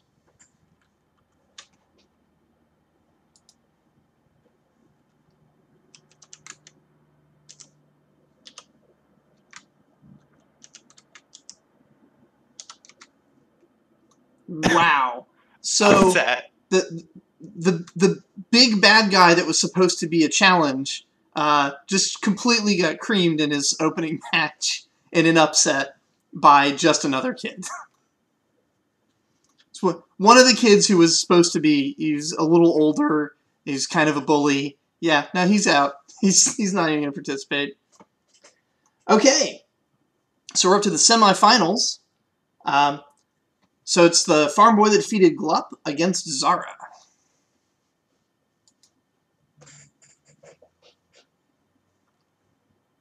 Dice be like that sometimes, yo. Mm-hmm.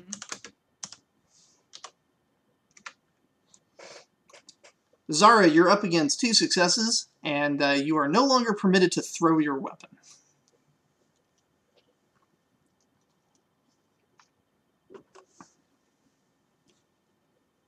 So what is this person? I'm a gnome. What are they? They're a human.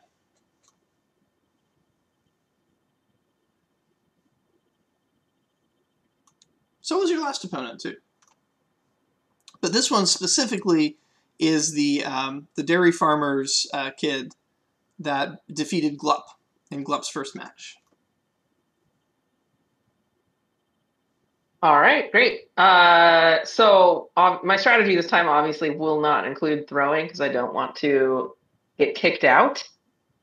What I'm gonna try and do, since I'm small, or smaller than my opponent, is once I get in there, just like rush them basically. So I'm gonna, I guess, and also I kind of want to maybe do some,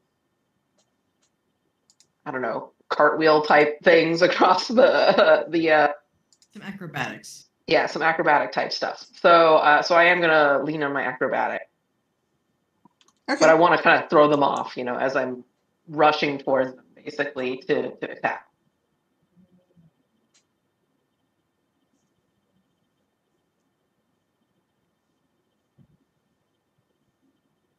Would my Gear Hands costume still, you know, assuming I came out and put on the similar show, would that still be having an effect?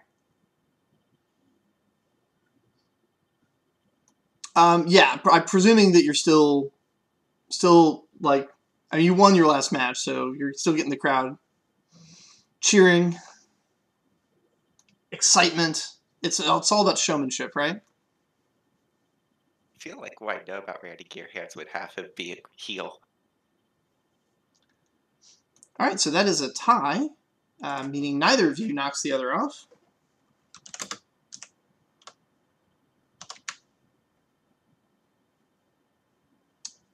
But in the next round, you've got him on the back foot. You only need to beat 1 success in order to defeat your opponent.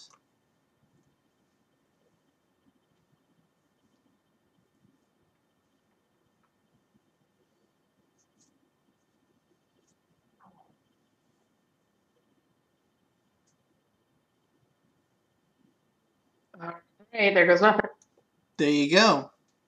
Narrate your stunning victory and victory celebration. All right, so basically I, this time around,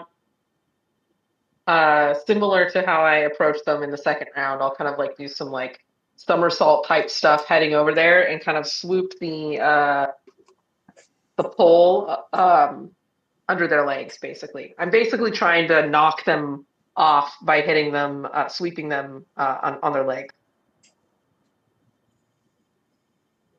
All right, and so you do, and they fall. You've made it into the final match. Let's see who your opponent is going to be. Araxi, you are up against the child they're now calling the Bully Slayer. All right. So before this as well, I want Araxi to. So Araxi is not from here. Araxi is born in like Anu homeland and came here to be trained to be a diplomat, essentially. So I want Araxi to come and before the fight, like still in Lorpin, still like having his chat with Lorpin. Lorpin's giving advice.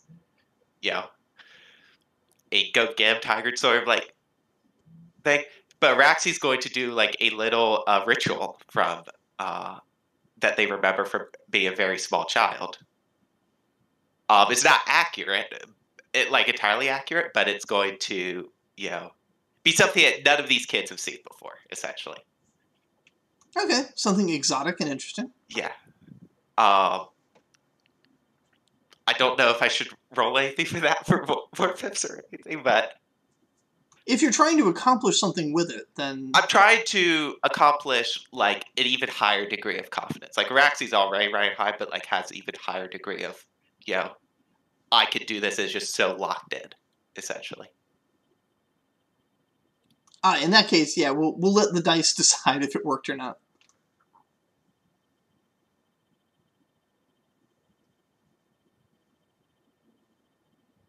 That was your. That was my. Oh wait, that was my roll to win. Sorry. Okay, you won. So clearly the spirits favored you. Yeah. When you say that, you'll let the dice decide that. I thought just make the Yeah, roll. no, that is exactly what I meant. Yeah. Okay. I'm always surprised at how many dice you roll for that sort of thing. Yeah. All right. You have defeated them with your ridiculous frog acrobatics. And now it's time for the final match.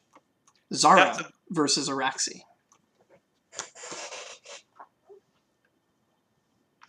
Do you want to do your intro first?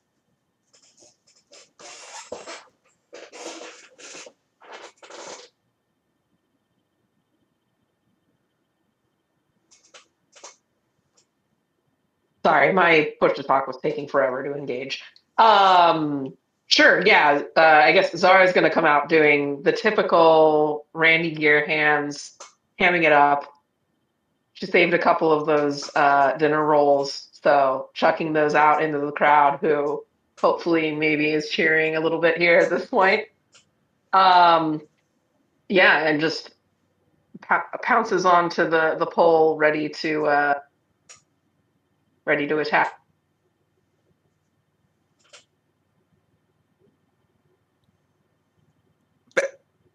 No, they're not. They aren't. They aren't impressed by Araxi doing backflips anymore because Araxi, she has done them so easily. So Araxi at this point is doing double backflips and like twists with the backflips. Just as Araxi prepares to get on, and then has one last chat with Lorpin. If Lorpin has anything to. Lorpin says, I've never fought a gnome before. Their center of gravity is really low. But they're also going to be easy to jump over. Maybe try getting behind it? And that's going to be Araxi's strategy with this. While also doing all the fun stuff at the end.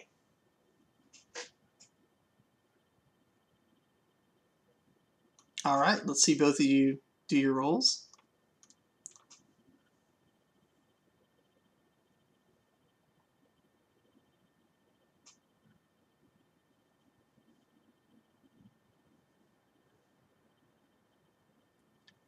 All right, Kristen. Right now you're at a deficit of 2 to make this a tie. Because you're losing, you can't win, but you could stop yourself from being knocked off if you've got something you'd like to tax. All right, yeah, I'll go ahead and tax. Let's see.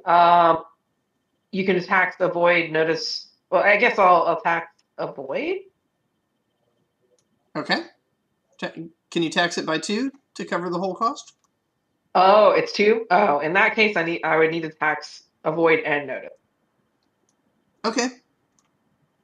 So if you're doing that, then Vivian, narrate your attack, bearing in mind that it didn't quite succeed, but it very nearly did.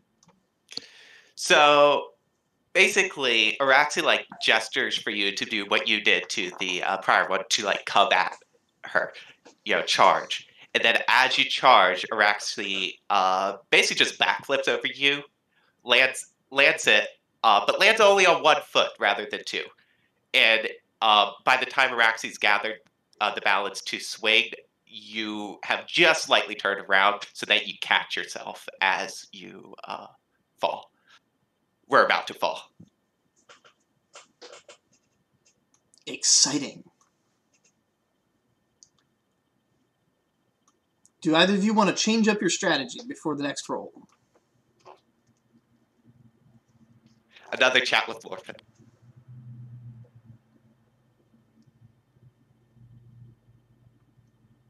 Well, it's not exactly a chat. It's more of just like, go get it! Yep.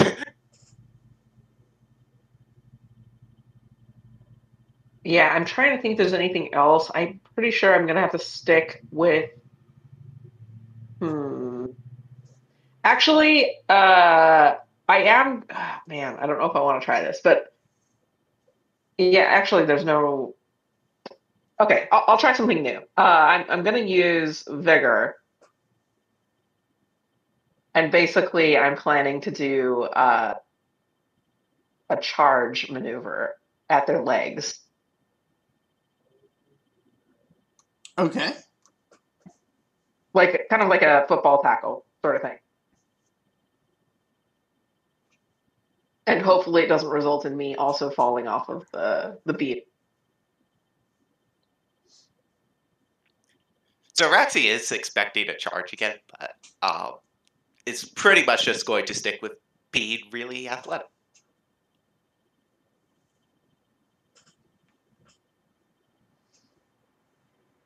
Ed, in the balance of things, does grace typically overcome power?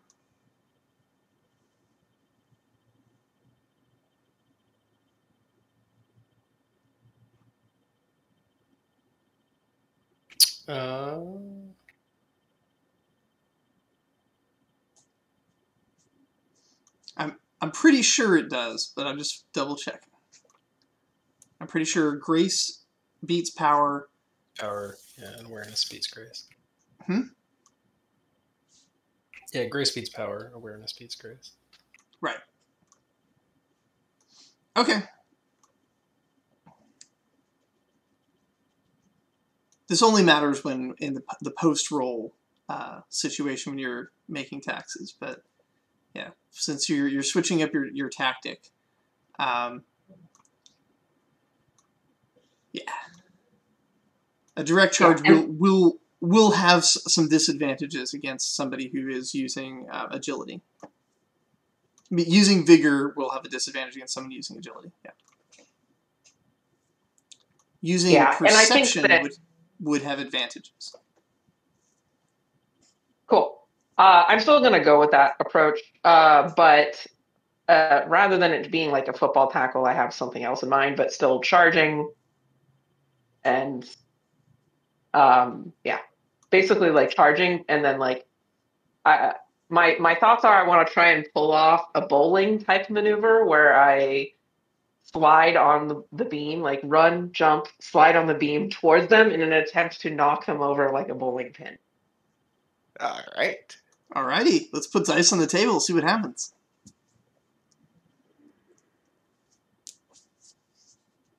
Oh no. That. Oh! Very cool. I left the door open there. So Araxi was, I think, expecting a charge because my plan, which I wanted to reveal at the end once I heard your bowling thing, was for Araxi to grab underneath the thing and like twist around behind you.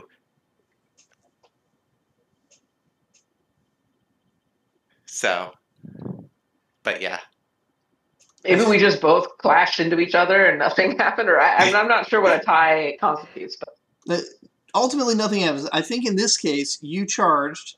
Araxi tried to do a fancy dodge under the thing. Didn't quite get a grip on you to knock you off, and so the two of you basically swapped sides. The crowd should be going nuts. Yeah, oh yeah. This is exciting. going to the playoffs. All right. Sports! Just That's what Bax says in the crowd. Finally having arrived in the crowd with maybe some food stuffed in her mouth. Sports!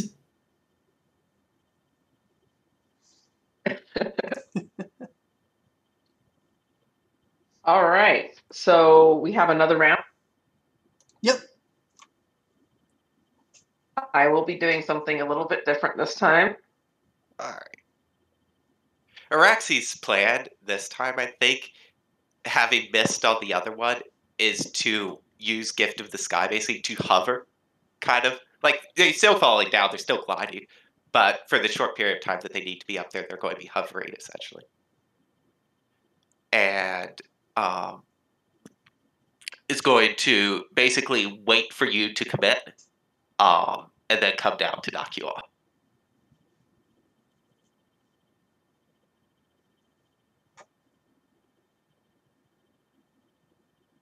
Okay, cool. I'll go ahead and roll, I guess. You just make sure I Okay. wasn't for. Tice, did you want to try to actually gamble on the result here? Sure. Do you have a precious coin to bet? Yes, Gleb has a precious coin. Okay. You'll need to find somebody willing to take your bet. I'll withhold my roll until this plays out. So make a persuasion roll. You need... seems to be a difference in skill of 2, so you'll need 3 successes to convince somebody to take your bet.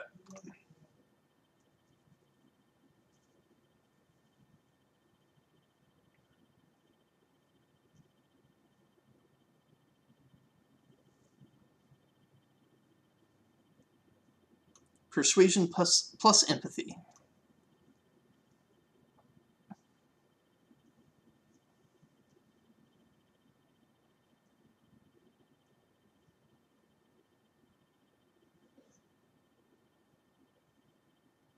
It's .f. Oh yeah.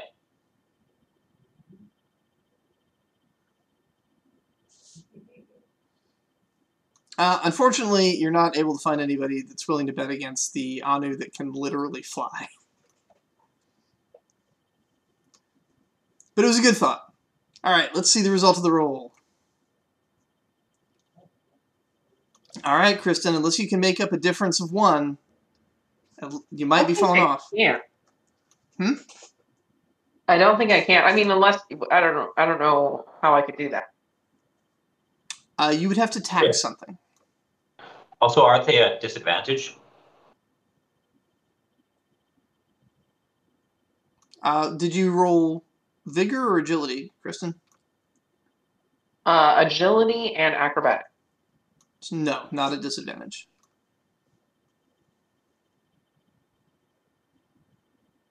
As far as taxable things, is composure on the, or would it have to be something like resist?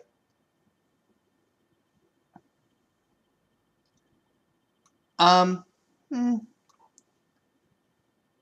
depends on how you're narrating it. That's really what matters. Now this is. I'll just explain what I was going to do, and we'll see if there's any explanation, as far as how I might be able to. Vivian did win the roll, so Vivian gets to narrate, but we can take into account if you have anything that you can tax or do to prevent it. Oh, okay. Well, I have 1 resist. I have some composure. If it's just 1 tax, I have composure, stamina, health, and resist left. You can use your resist. Okay, so that's kind of just like resisting the hit, basically. Yeah, basically just like holding tight to the bar and refusing to let yourself go. Cool. Yeah, sounds good. All right. Yeah, Vivi? basically what I said I wanted to happen, which is that Araxi anticipates your charge, like hovers, waits for you to like reach the end of it. It comes out and hits you, but it's not because this is the first I've actually like successfully like hit you like a proper strike. Did not get the center of gravity right, so basically I just hit your shoulder. And they back away again, squaring off. Except they can't... You can't circle each other, unfortunately, because you'd fall off the beams. But, yeah, that's the vibe.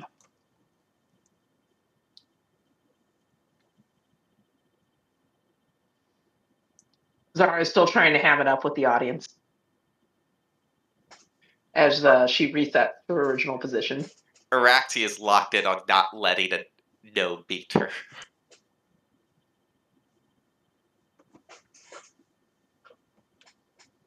Araxi's also still pretty fresh. You haven't had to tax anything yet. No. Oh god, yeah. It's like I don't have a lot to tax if I did, but yeah. yeah, Zara's done, but she's still, gotta ham it up while she's up here on stage. Of course. Araxi at this point is just letting the fight do the talking.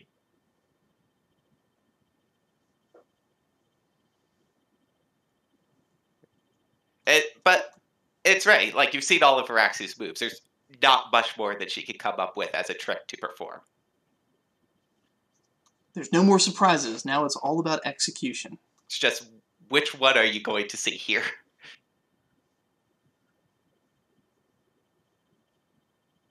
All right. In order to get some more pips, I was thinking of doing something additional before the next round to charge up the audience. But I'll explain what I was planning on doing, and we'll see if it's permissible. Okay. So Zara took one of the pieces of jewelry earlier from the spoils, a ruby ring, and she's wearing it around her neck. She's gonna basically pull this up and kiss the ring, looking out at the crowd, and just say, "This one's for you, Mom and Dad." Like pointing up at the sky because they are dead. Being that everyone is orphans here. So yeah, just basically playing with the audience's emotions. Okay, yes, that earns. So you can add the pips from the ring. That's fantastic. Or actually, it's going to just shout, "My parents abandoned me." Tax the ring by 1 because you are you can't play upon its value too much in one scene. Basically, you're not physically damaging it. You're just reducing its effectiveness if you overuse it for this purpose. Totally fair.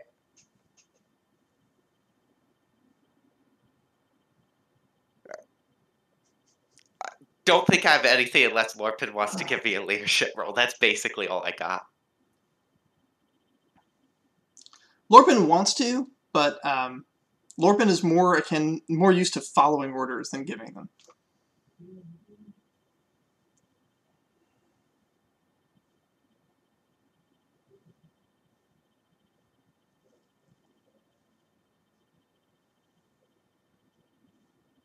All right.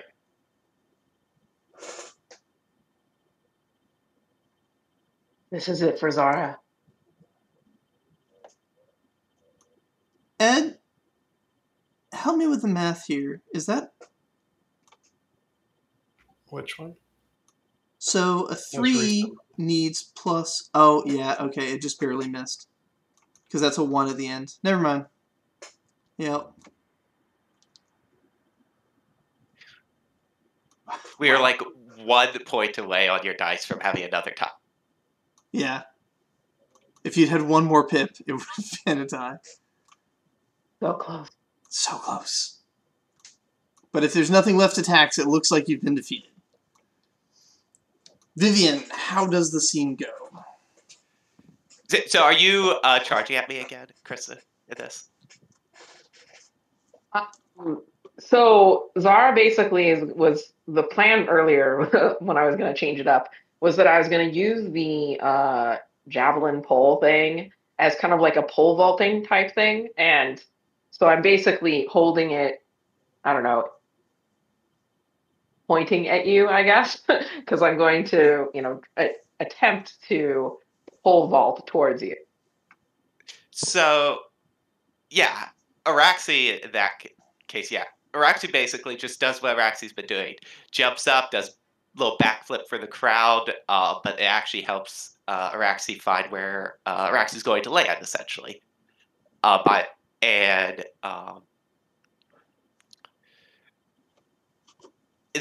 this case, Araxi has left the stick that they were start off with behind and is just doing this by themselves, and that way they can make sure they get a proper landing. And they basically just grab the one as you're using it to like brace yourself, essentially, and uses that against you and yanks you with the stick off the edge.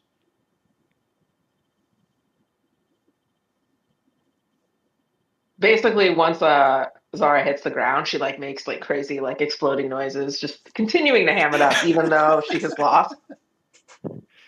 Araxi basically just picks up the stick that Araxi had tossed aside at this, with the bell rang, essentially. It just does a little bow, offers you a hand to shake, and is going to walk off with Orphan.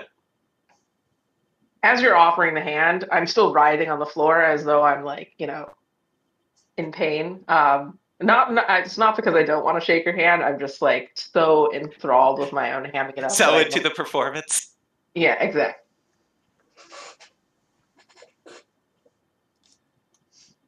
And speaking of performances, the next activity that's been organized is for a series of plays, skits, comedy routines, and other such sort of entertainments.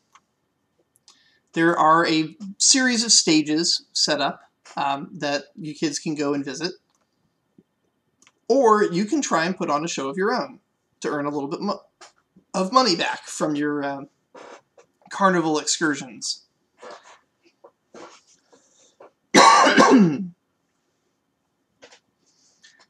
This will be followed by the musical performances, of which a lot of you have been working hard the previous day to prepare Mangra for. And that'll be happening at sunset. So we're halfway through the day now. We're getting into that second half, and as the carnivals pack up and a lot of the food comes out, the players are taking their positions on stage. Anyone who is not going to try to put on their own show can attend a show and recover a composure. Specifically composure, because these are nice shows. They're just meant to calm. If no one has any composure loss, the shows are just generally nice cultural events. But if you guys want to try and put on your own show and make some money from the crowd, you can do so.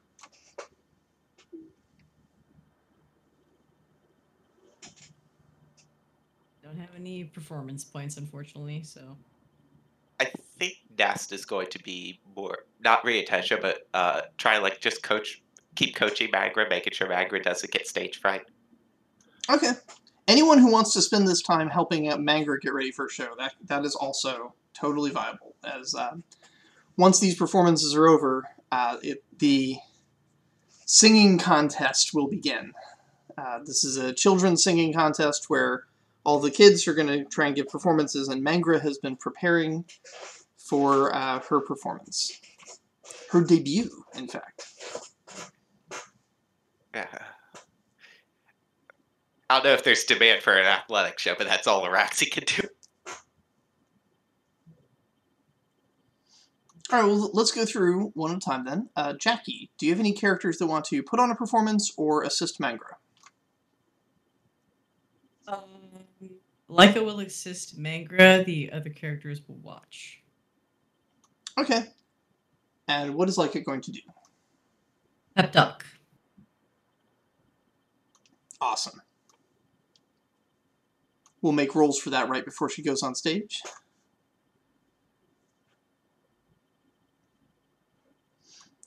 Tice, did you have any characters that wanted to put on a performance of their own or help out Mangra?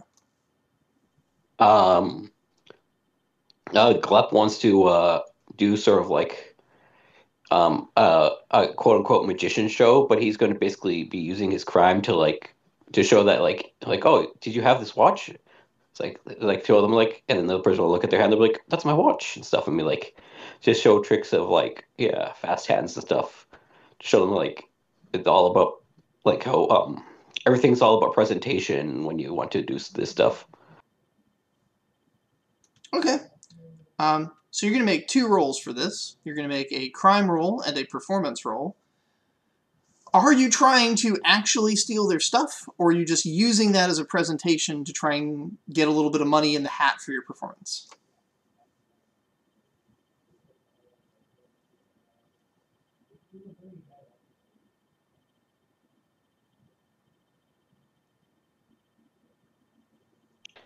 Yes, he might accidentally skim off some coins off some people as they're doing this thing.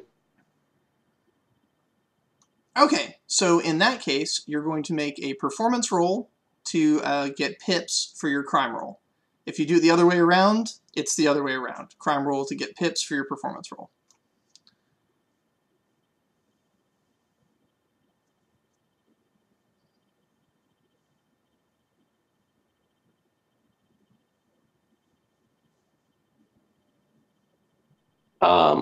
See, will my kite costume help with this?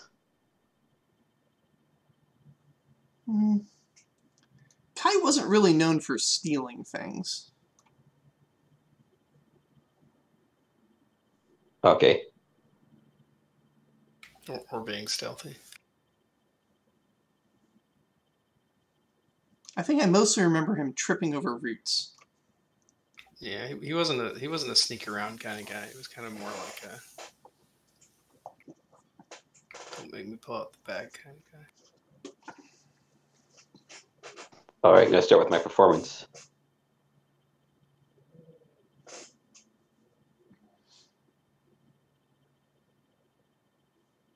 Okay, I see 2 rolls from you. Which one was your performance? The first one was 1 dice. If it was a success, I was going to skim off the pocket. If it was a failure, I wasn't. Oh, okay. And so that second one, that was your performance roll?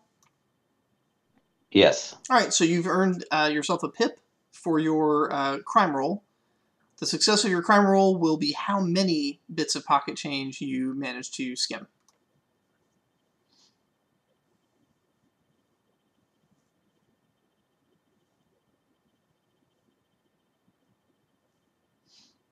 Excellent. And now you need to make a stealth plus agility roll to ensure that no one notices the 2 pieces of pocket money you just stole.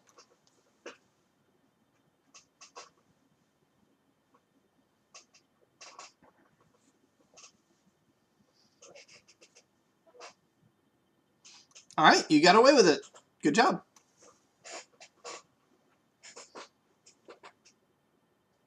Was that the only character that was going to do anything for this segment?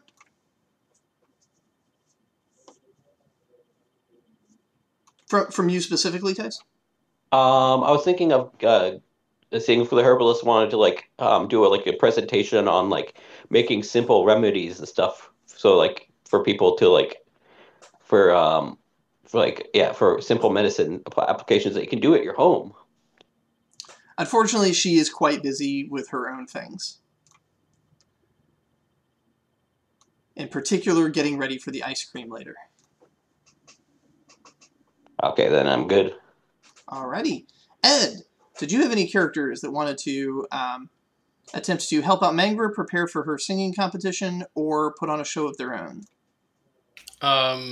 Mari will help, and then Sherry's also happy to help people put on a show. Mari's too shy to put on a show.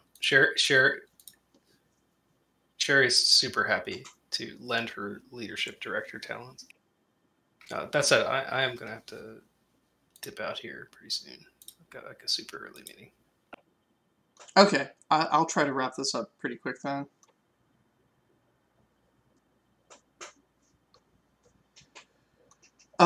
Is anybody else doing anything before we move on to the singing competition?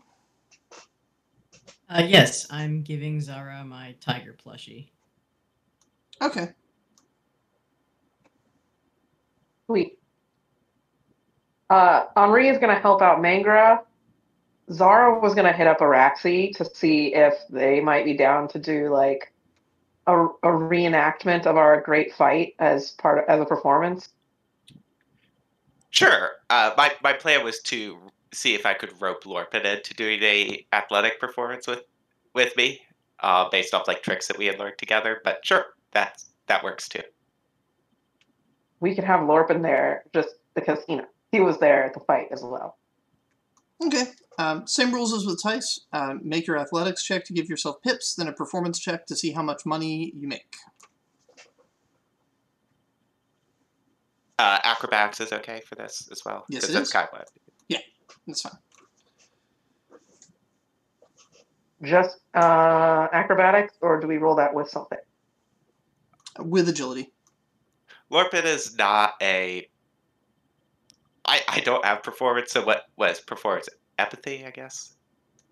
Yes. All right, this is just going to succeed because I have, I think, 2 A. Or actually, I could... No, this is just going to only have 1 die. Oh, and you have 5 pips. Yeah. All right. What was the acrobatics roll doing before the performance roll? It gives you pips for your performance roll. So performance is what's making your money, but acrobatics is what you're showing off. So you do your acrobatics to get some pips, and then you do your performance to see how much money you get from the crowd. Yeah, Araxi just, isn't the type to ham up a performance. Araxi's just, very focused on the crowd. Could I have my costume add pip? Yes. And then I think I'll throw the ring in there as well. Might as well. You can only get pips from 1 item at a time. Ah, cool.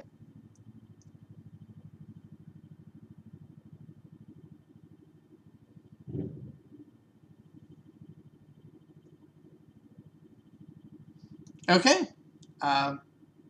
Yeah. So Vivian, you got 1 piece of pocket money, and Kristen, you got 2.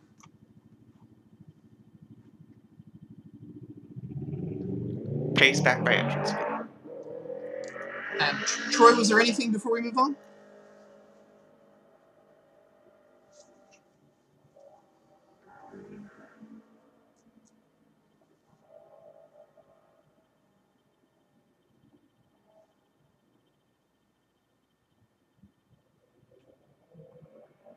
Okay, I'm going to go ahead then and move us on to Mangra's performance.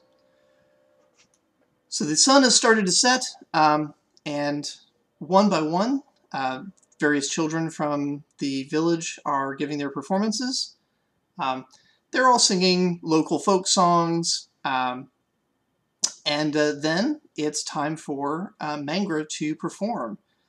So everybody hits helping her. Roll your helper dice, and let's see how much you guys build up to help her out. She's going to be performing the White Owl Lullaby, as written by Miss Mabel. She has a cadre of backup musicians you guys hired. And mysteriously, her outfit, which was this beautiful white dress that she is, bear in mind, a gnoll, but she has this beautiful white dress, When she comes out, mysteriously there seem to be feathers, little glowing feathers falling from it and then disappearing as they touch the floor. A clever eye spots a nearby halfling bard leaning up against a tree playing a strange-looking guitar. Okay, I'm going to use empathy 6. and leadership and my Harvin costume to encourage her. Okay, she's got 9 pieces of encouragement so far. All right, we're up to 12.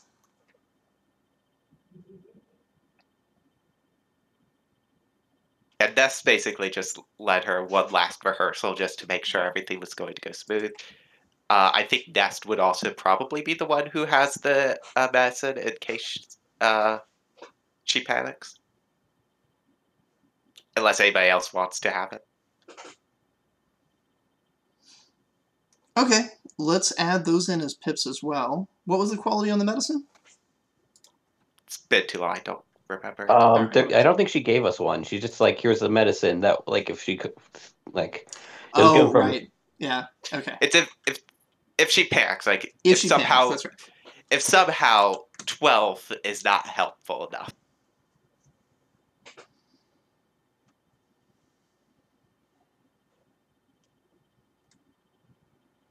Henri's going to give her a pep talk. All right. So between her empathy and her performance, she has 4 dice. You giving a pep talk?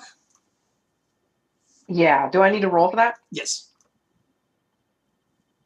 Leadership plus empathy.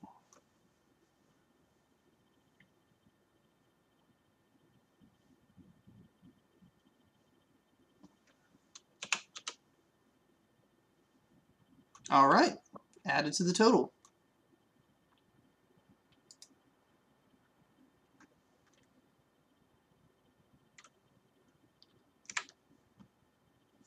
And there's her roll. 9 successes. She Holy sings beautifully. She, by the way, rolls 4 dice. That was all you guys helping her right there. This is how, by the way, the Thars did most of their most amazing stuff, is because there was a cadre of backup performance and leadership enhancing stuff going on. So she sings, and as she sings, the sonomancer halfling that you guys met last session is sort of animating her dress with little owl feathers, and she sings the owl lullaby. And as she sings the final note, of our songs will meet over the moon, she looks up and gasps. And everyone turns to see what she's looking at and sees the smaller moon, Somnus, the red moon that orbits Nui, peeling its way out of the sky and coming almost at you. To the adults, this is horrifying. To kids, I don't even know how you guys would interpret this. Mari's just giving everyone an "I told you so" look. Ness basically... Sky is dangerous. Ness screams, "It's real, it's happening." It tries to pick up as many children as possible to, like, carry them away. The first child that you encounter to try to rescue is Zara.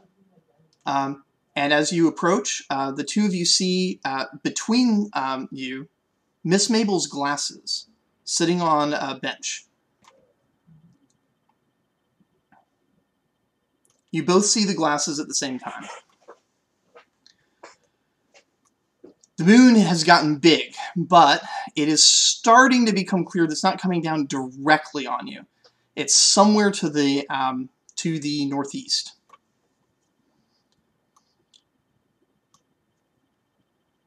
Reflected in the lens of the glasses, you think you see a pair of eyes. They're strange. They're not human eyes.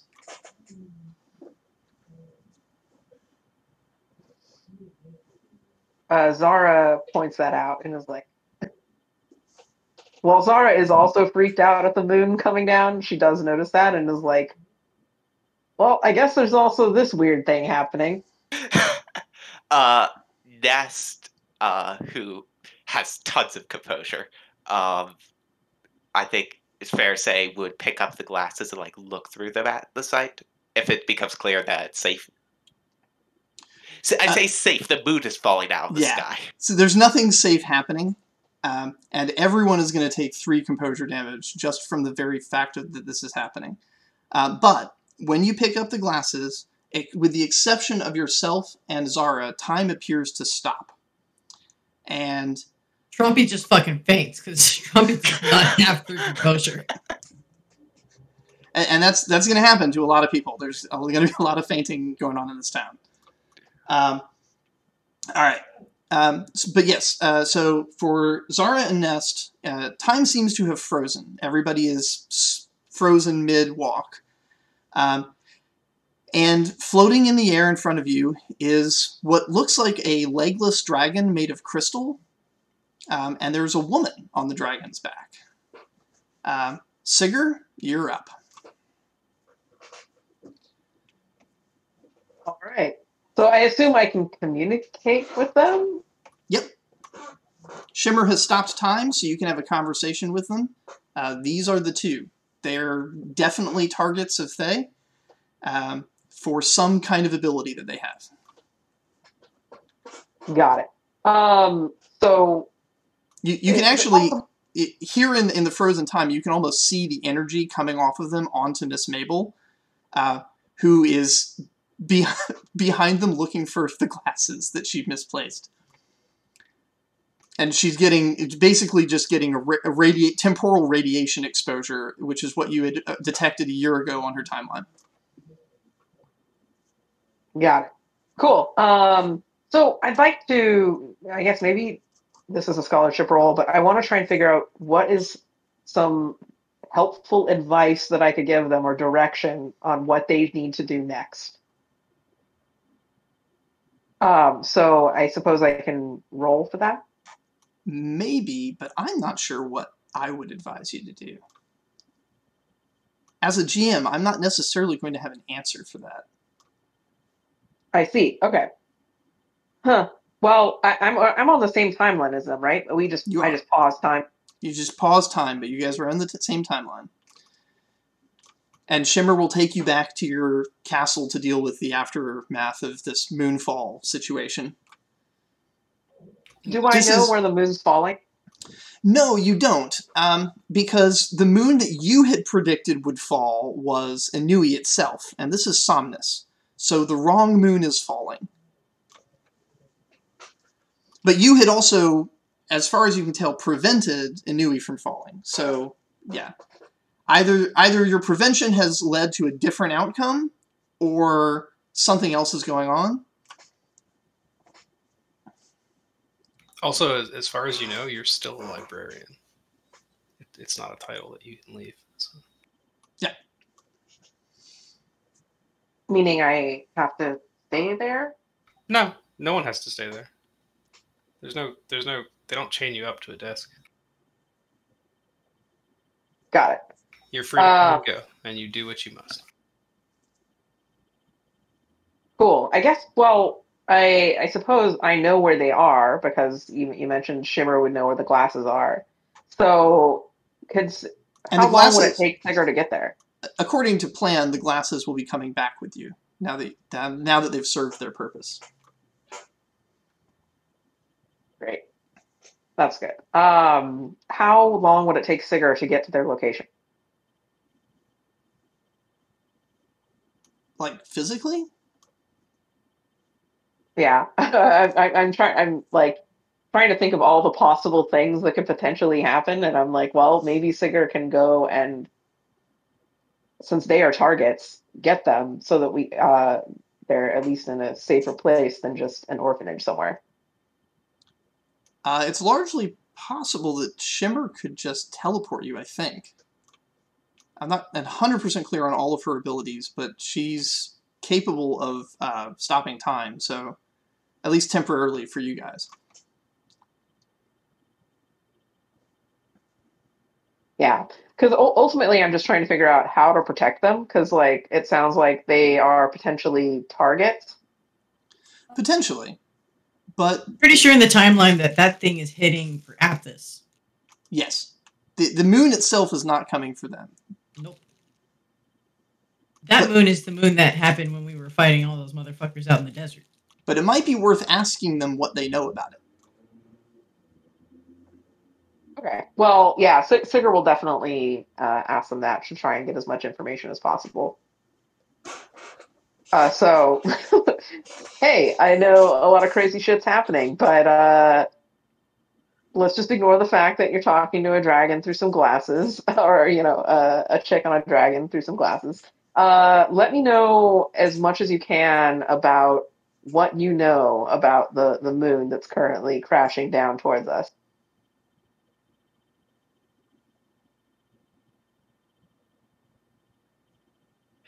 I feel like Ness should have more composure damage than she does. But Ness is like panicked, but like calming down almost. Like, yeah, this is a thing that can happen. I guess it's evidently happening. So how do we address this? Is they're going to go? Saw it in a dream like a week ago. Now it's happening. Now it's going. It's going to crush the orphanage. Let's just say Ness has not fully realized where it's landing. Can you help, Dragon Lady? Yeah, so Sigurd will calm Ness down and say, "It's not coming for you. Don't worry. You're safe." But you did see that it is coming for a city. A city in a desert. Oh, okay. Yeah, Zara will add that detail so that Sigurd knows that.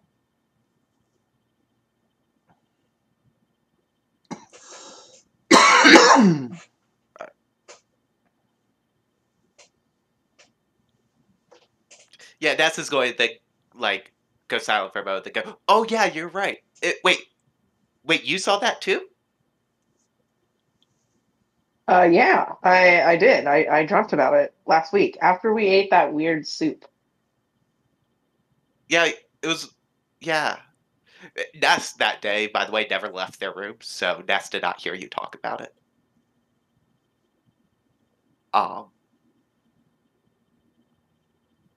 But yeah, that weird soup. What? What? Don't know what happened. Yeah, we all have like really weird dreams, and like I guess we both dreamt about the expletive moonfall.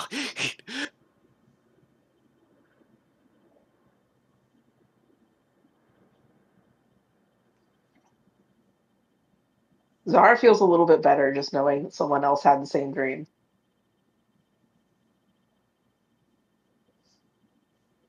Now, Okay. if their ability is future sight, that is of interest to Glymus Thay, but not everybody with future sight has been of interest. Haley, for example, was never a target of Glymus. And Haley had incredible future sight. At this point, would Sigurd know who would be interested in these kids? The short list is Glymus Thay, potentially Haley, because they share the same ability, and the Time Traveler. What's the best advice I could give them? Basically, I want to try and give them some sort of advice on how to operate going forward now that they have, they know that they have this special ability and also that there might be people that want to harm them. At some point, you had realized that you were on a sort of a fixed path that was kind of paved for you, and you figured out how to step off of that future into a different future of your own making. It's not clear to you, nor will it probably ever be, whether that is actually a choice you made or whether you were always going to make that choice. But that is something that your character decided to do at one point in their history. Got it. Cool. Well, I guess what I'll do is I'll tell them, hey, it's clear that you both are very special and have special abilities to see things that haven't happened yet. It's going to be really important for you to pay attention to those and to watch out for people that might harm you, because some people might not like that you have that ability. And also know that if you see something, that doesn't mean it has to happen. You might be able to change the course of the future. There is a way.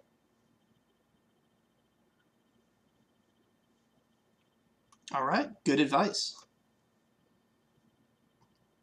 And I presume you take your glasses with you. I guess so. I reach. I don't know what that looks like. They're a quality 10 legendary artifacts, so you can leave them with Miss Mabel if you want to. That's your call. I would very much love to get those back as Sigurd. I figured, yeah. Yeah, I'll just reach through time and space and grab them back. Okay, so your glasses return to you.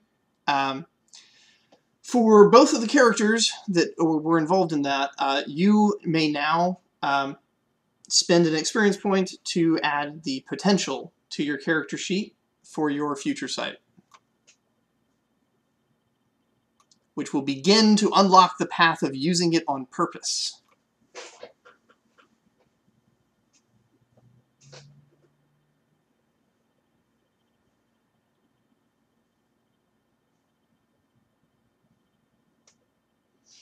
It's not a lineage, because you already have prodigy. It's in your potentials category. Ah, cool. Thank you. I don't have experience yet, but I'll just take it. I can add that now, right? The experience point. Like, I don't need to go train or anything. Right. You've just visited one of the few trainers in the world that has that ability to teach you.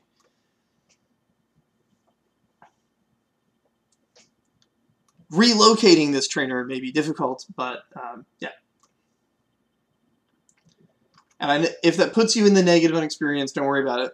You'll pay off that deficit as you earn experience.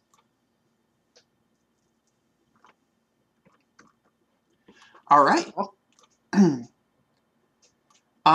As time resumes and the moon draws closer to that distant desert city, a booming voice fills the air.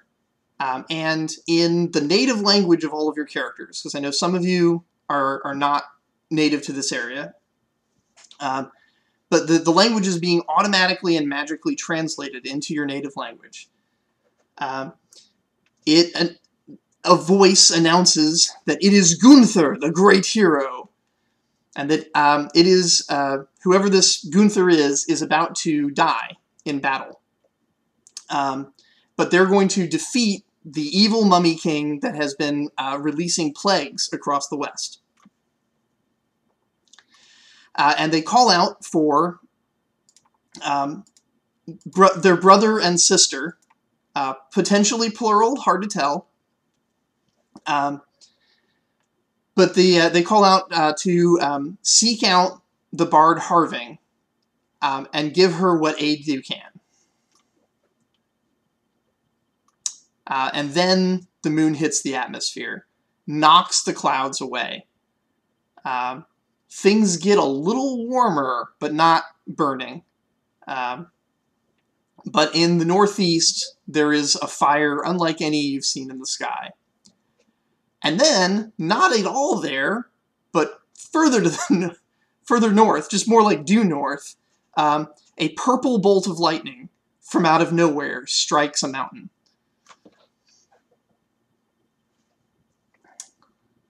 And then the sort of local space becomes a little more relevant as absolute chaos, people fainting, serious composure loss across the entire village, and likely across the entire continent. Miss Mabel, unable to find her glasses, decides that they don't matter, gathers up all the kids, and rushes you guys back to the orphanage, which is where we're going to end things.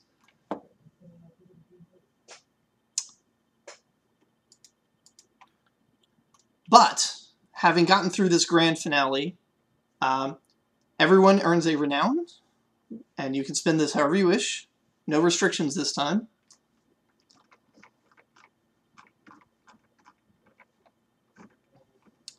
And everybody has a chance to give out experience points to any of the characters. So we'll start with Ed, because you're going to be going to bed soon.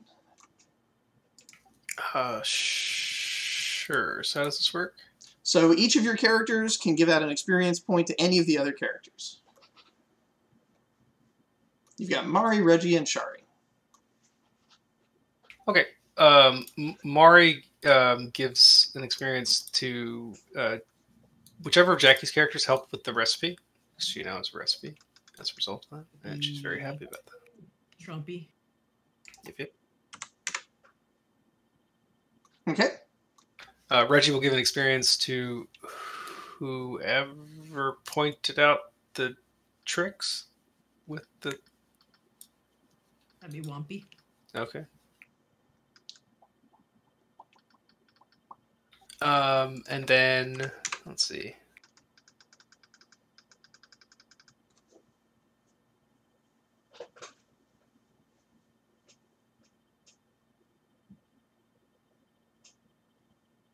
Sherry will give an experience to Viv for winning the hammer.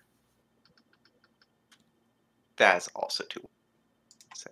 Wompy twice. All right. Oh, okay. There we go.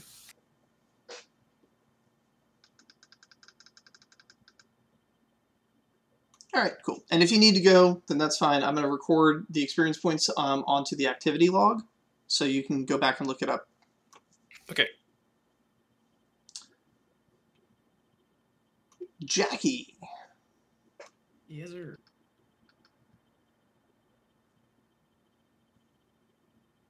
Let's see.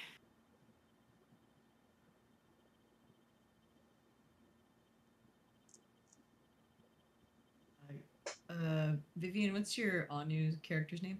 Araxi. Leica will give it to Araxi for winning the fight match. Pax will give point to Zara for her valiant attempt to win said competition. And Trumpy, ooh.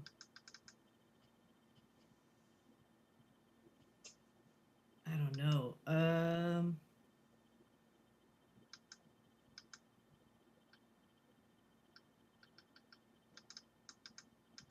I'm stumped. I'm sorry. Give me a second. Didn't Troy help with making the potion? At some point? Did Mina help? No, I didn't have anybody do anything.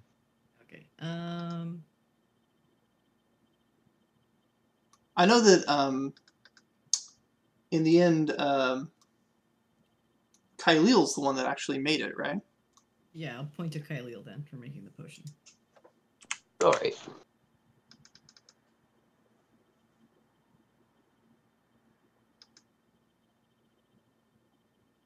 Alrighty, Kristen. Bree is going to give a point to Reggie. He really appreciated Reggie's, I don't know, his strict desire for rules.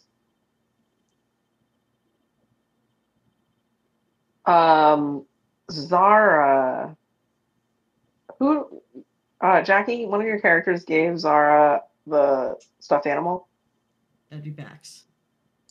All right, point to Bax. All right, and then that leaves Francis. Francis is going to give a point to Elros for the dart game. I think he might have won it. I don't know, but they were working together on it. I did not win, sadly. Oh, damn. Oh, well, it was still fun. It was fun pairing up with you. Alrighty, Tice.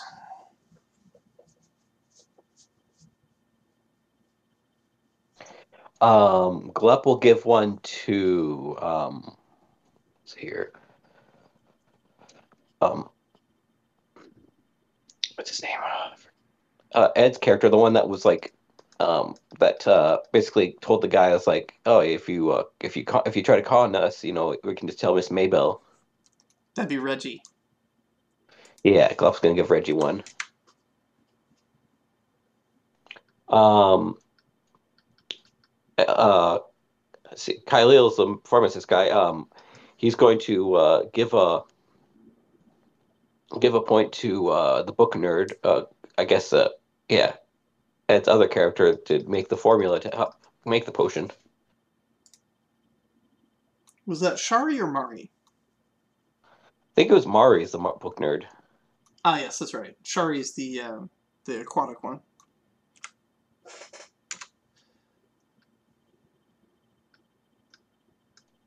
And let's see, I'll give one to Kyle's the last one. I think he'll give one to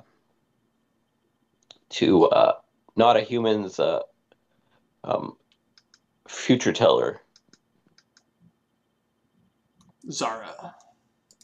Yes, because he's from those lands, so he knows exactly potentially the trajectory where that was going.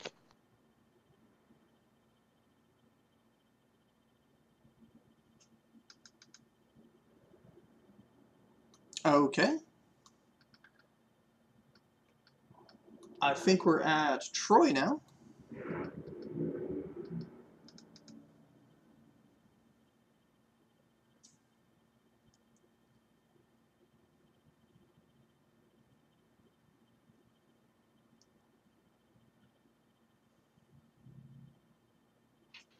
Okay, let's see.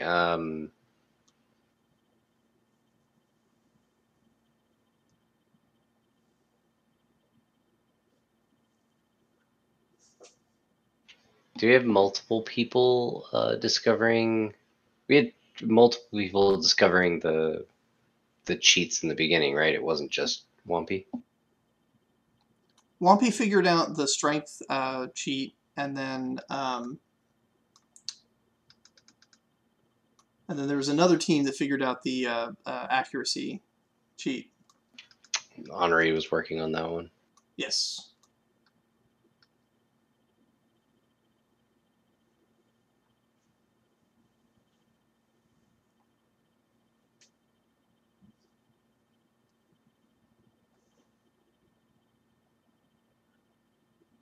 Okay, that's what I thought then. Okay, so despite losing, Chris's are to Wampy for figuring out the cheat to the game.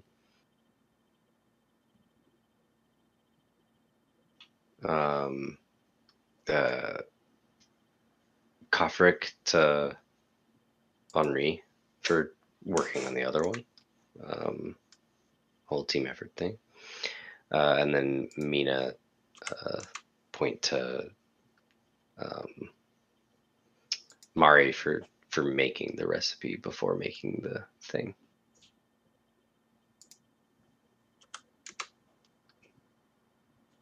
Alrighty, and Vivian. Alright, so I think Wapi will give a point to Kyleo for crafting the potion.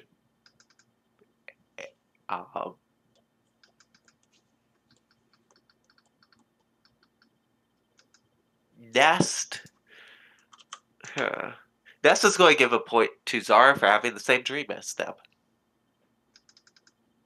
And now Nest feels like they aren't alone in having seen a prophetic dream that's of something that was deeply traumatizing, and Araxi.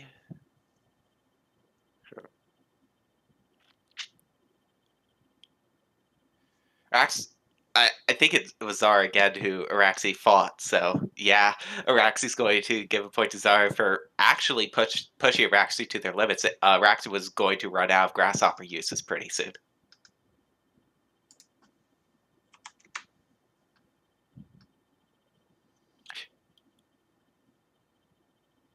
Alrighty, it looks like that's everybody. Sorry, Troy, you didn't get any experience points for your characters, but you did get a renown for them all. So that can be converted into 10 or 9 experience points, whatever the rule is right now.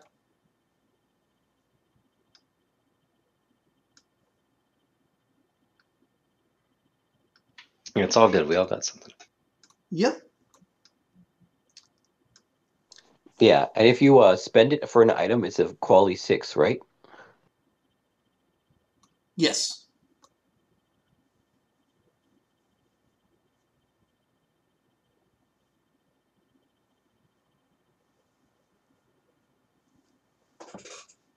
Pretty late, so I'm going to probably not choose what I'm going to use all these points for right now. You don't have to choose tonight. Next session is going to be a slower session, and then we're either going to be pausing this to run something that Ed wants to run, or we're going to keep going. That has not been decided yet, but because I don't know how ready Ed is at the moment. So if he's not ready, then we're going to move into the next phase of what the kids are doing as the Crimson Guard moves you guys back to the city of Celebre for safety.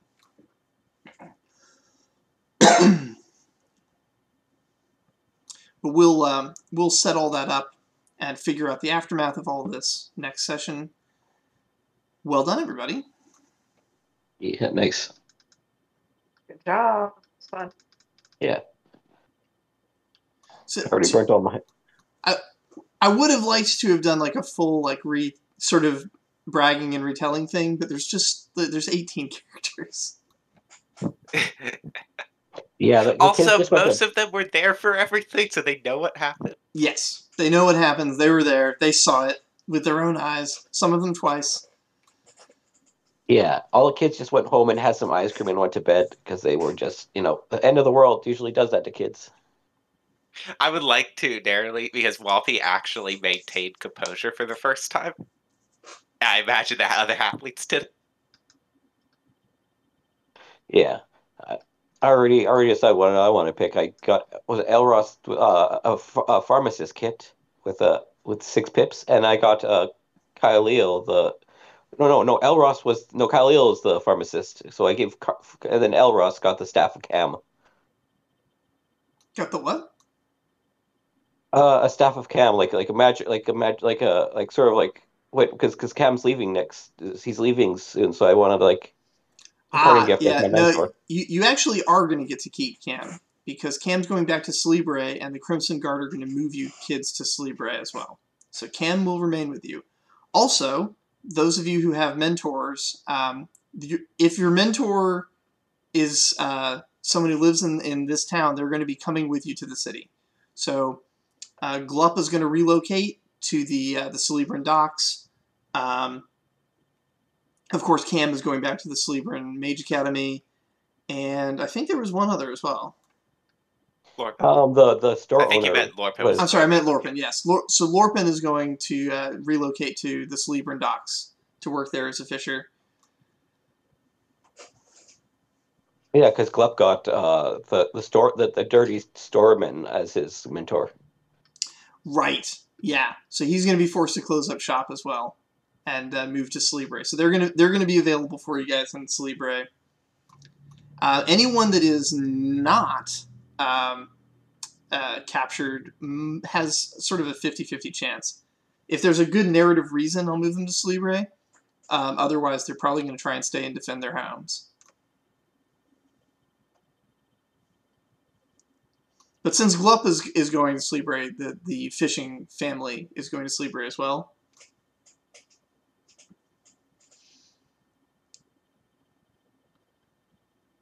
And the kids are actually not again. They're going to stop being fishermen, and they're going to enlist in the army to aid in the war.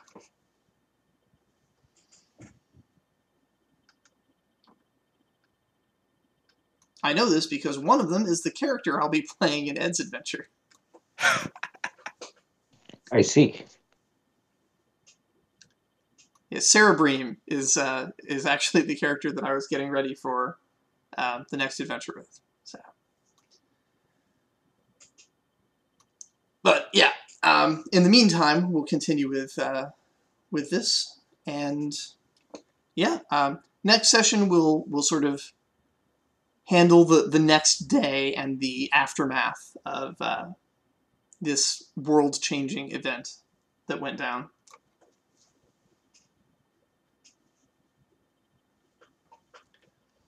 This also, for those of you paying attention, starts a clock on the tax evasion heist. So now that we have this keyframe where we know when the moon falls, we can figure out how many days it's going to be before that heist happens in Celebre.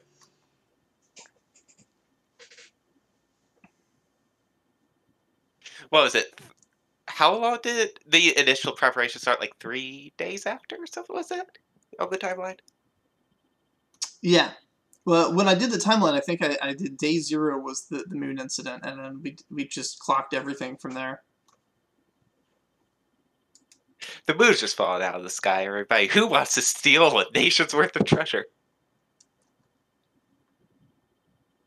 Yeah, not to brag or anything, but I can't wait someone until my dwarf publishes that book of the fall of the moon or whatever, because he has a key fully descripted of what happened when it crashed.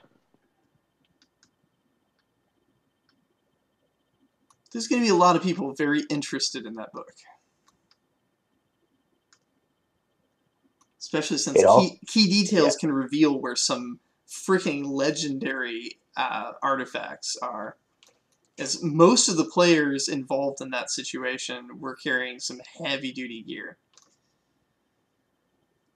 Yeah, the book's going to start with, so it started with a spoon.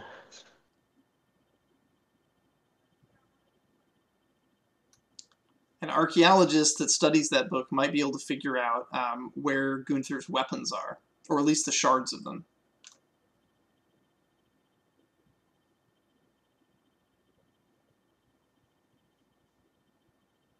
The only 2 that came out of that intact was the spear of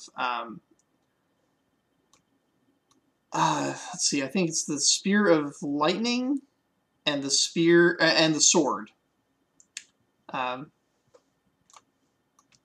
Luciatus, the sword that is the son of the sun. And then his lightning spear. Those 2 went to Harving. The other 2 spears fell somewhere out of the sky in the desert, and his axe and his hammer were shattered into fragments that are extremely magical. So, all right, I'm going to stop the recording, and we'll pick this up next week.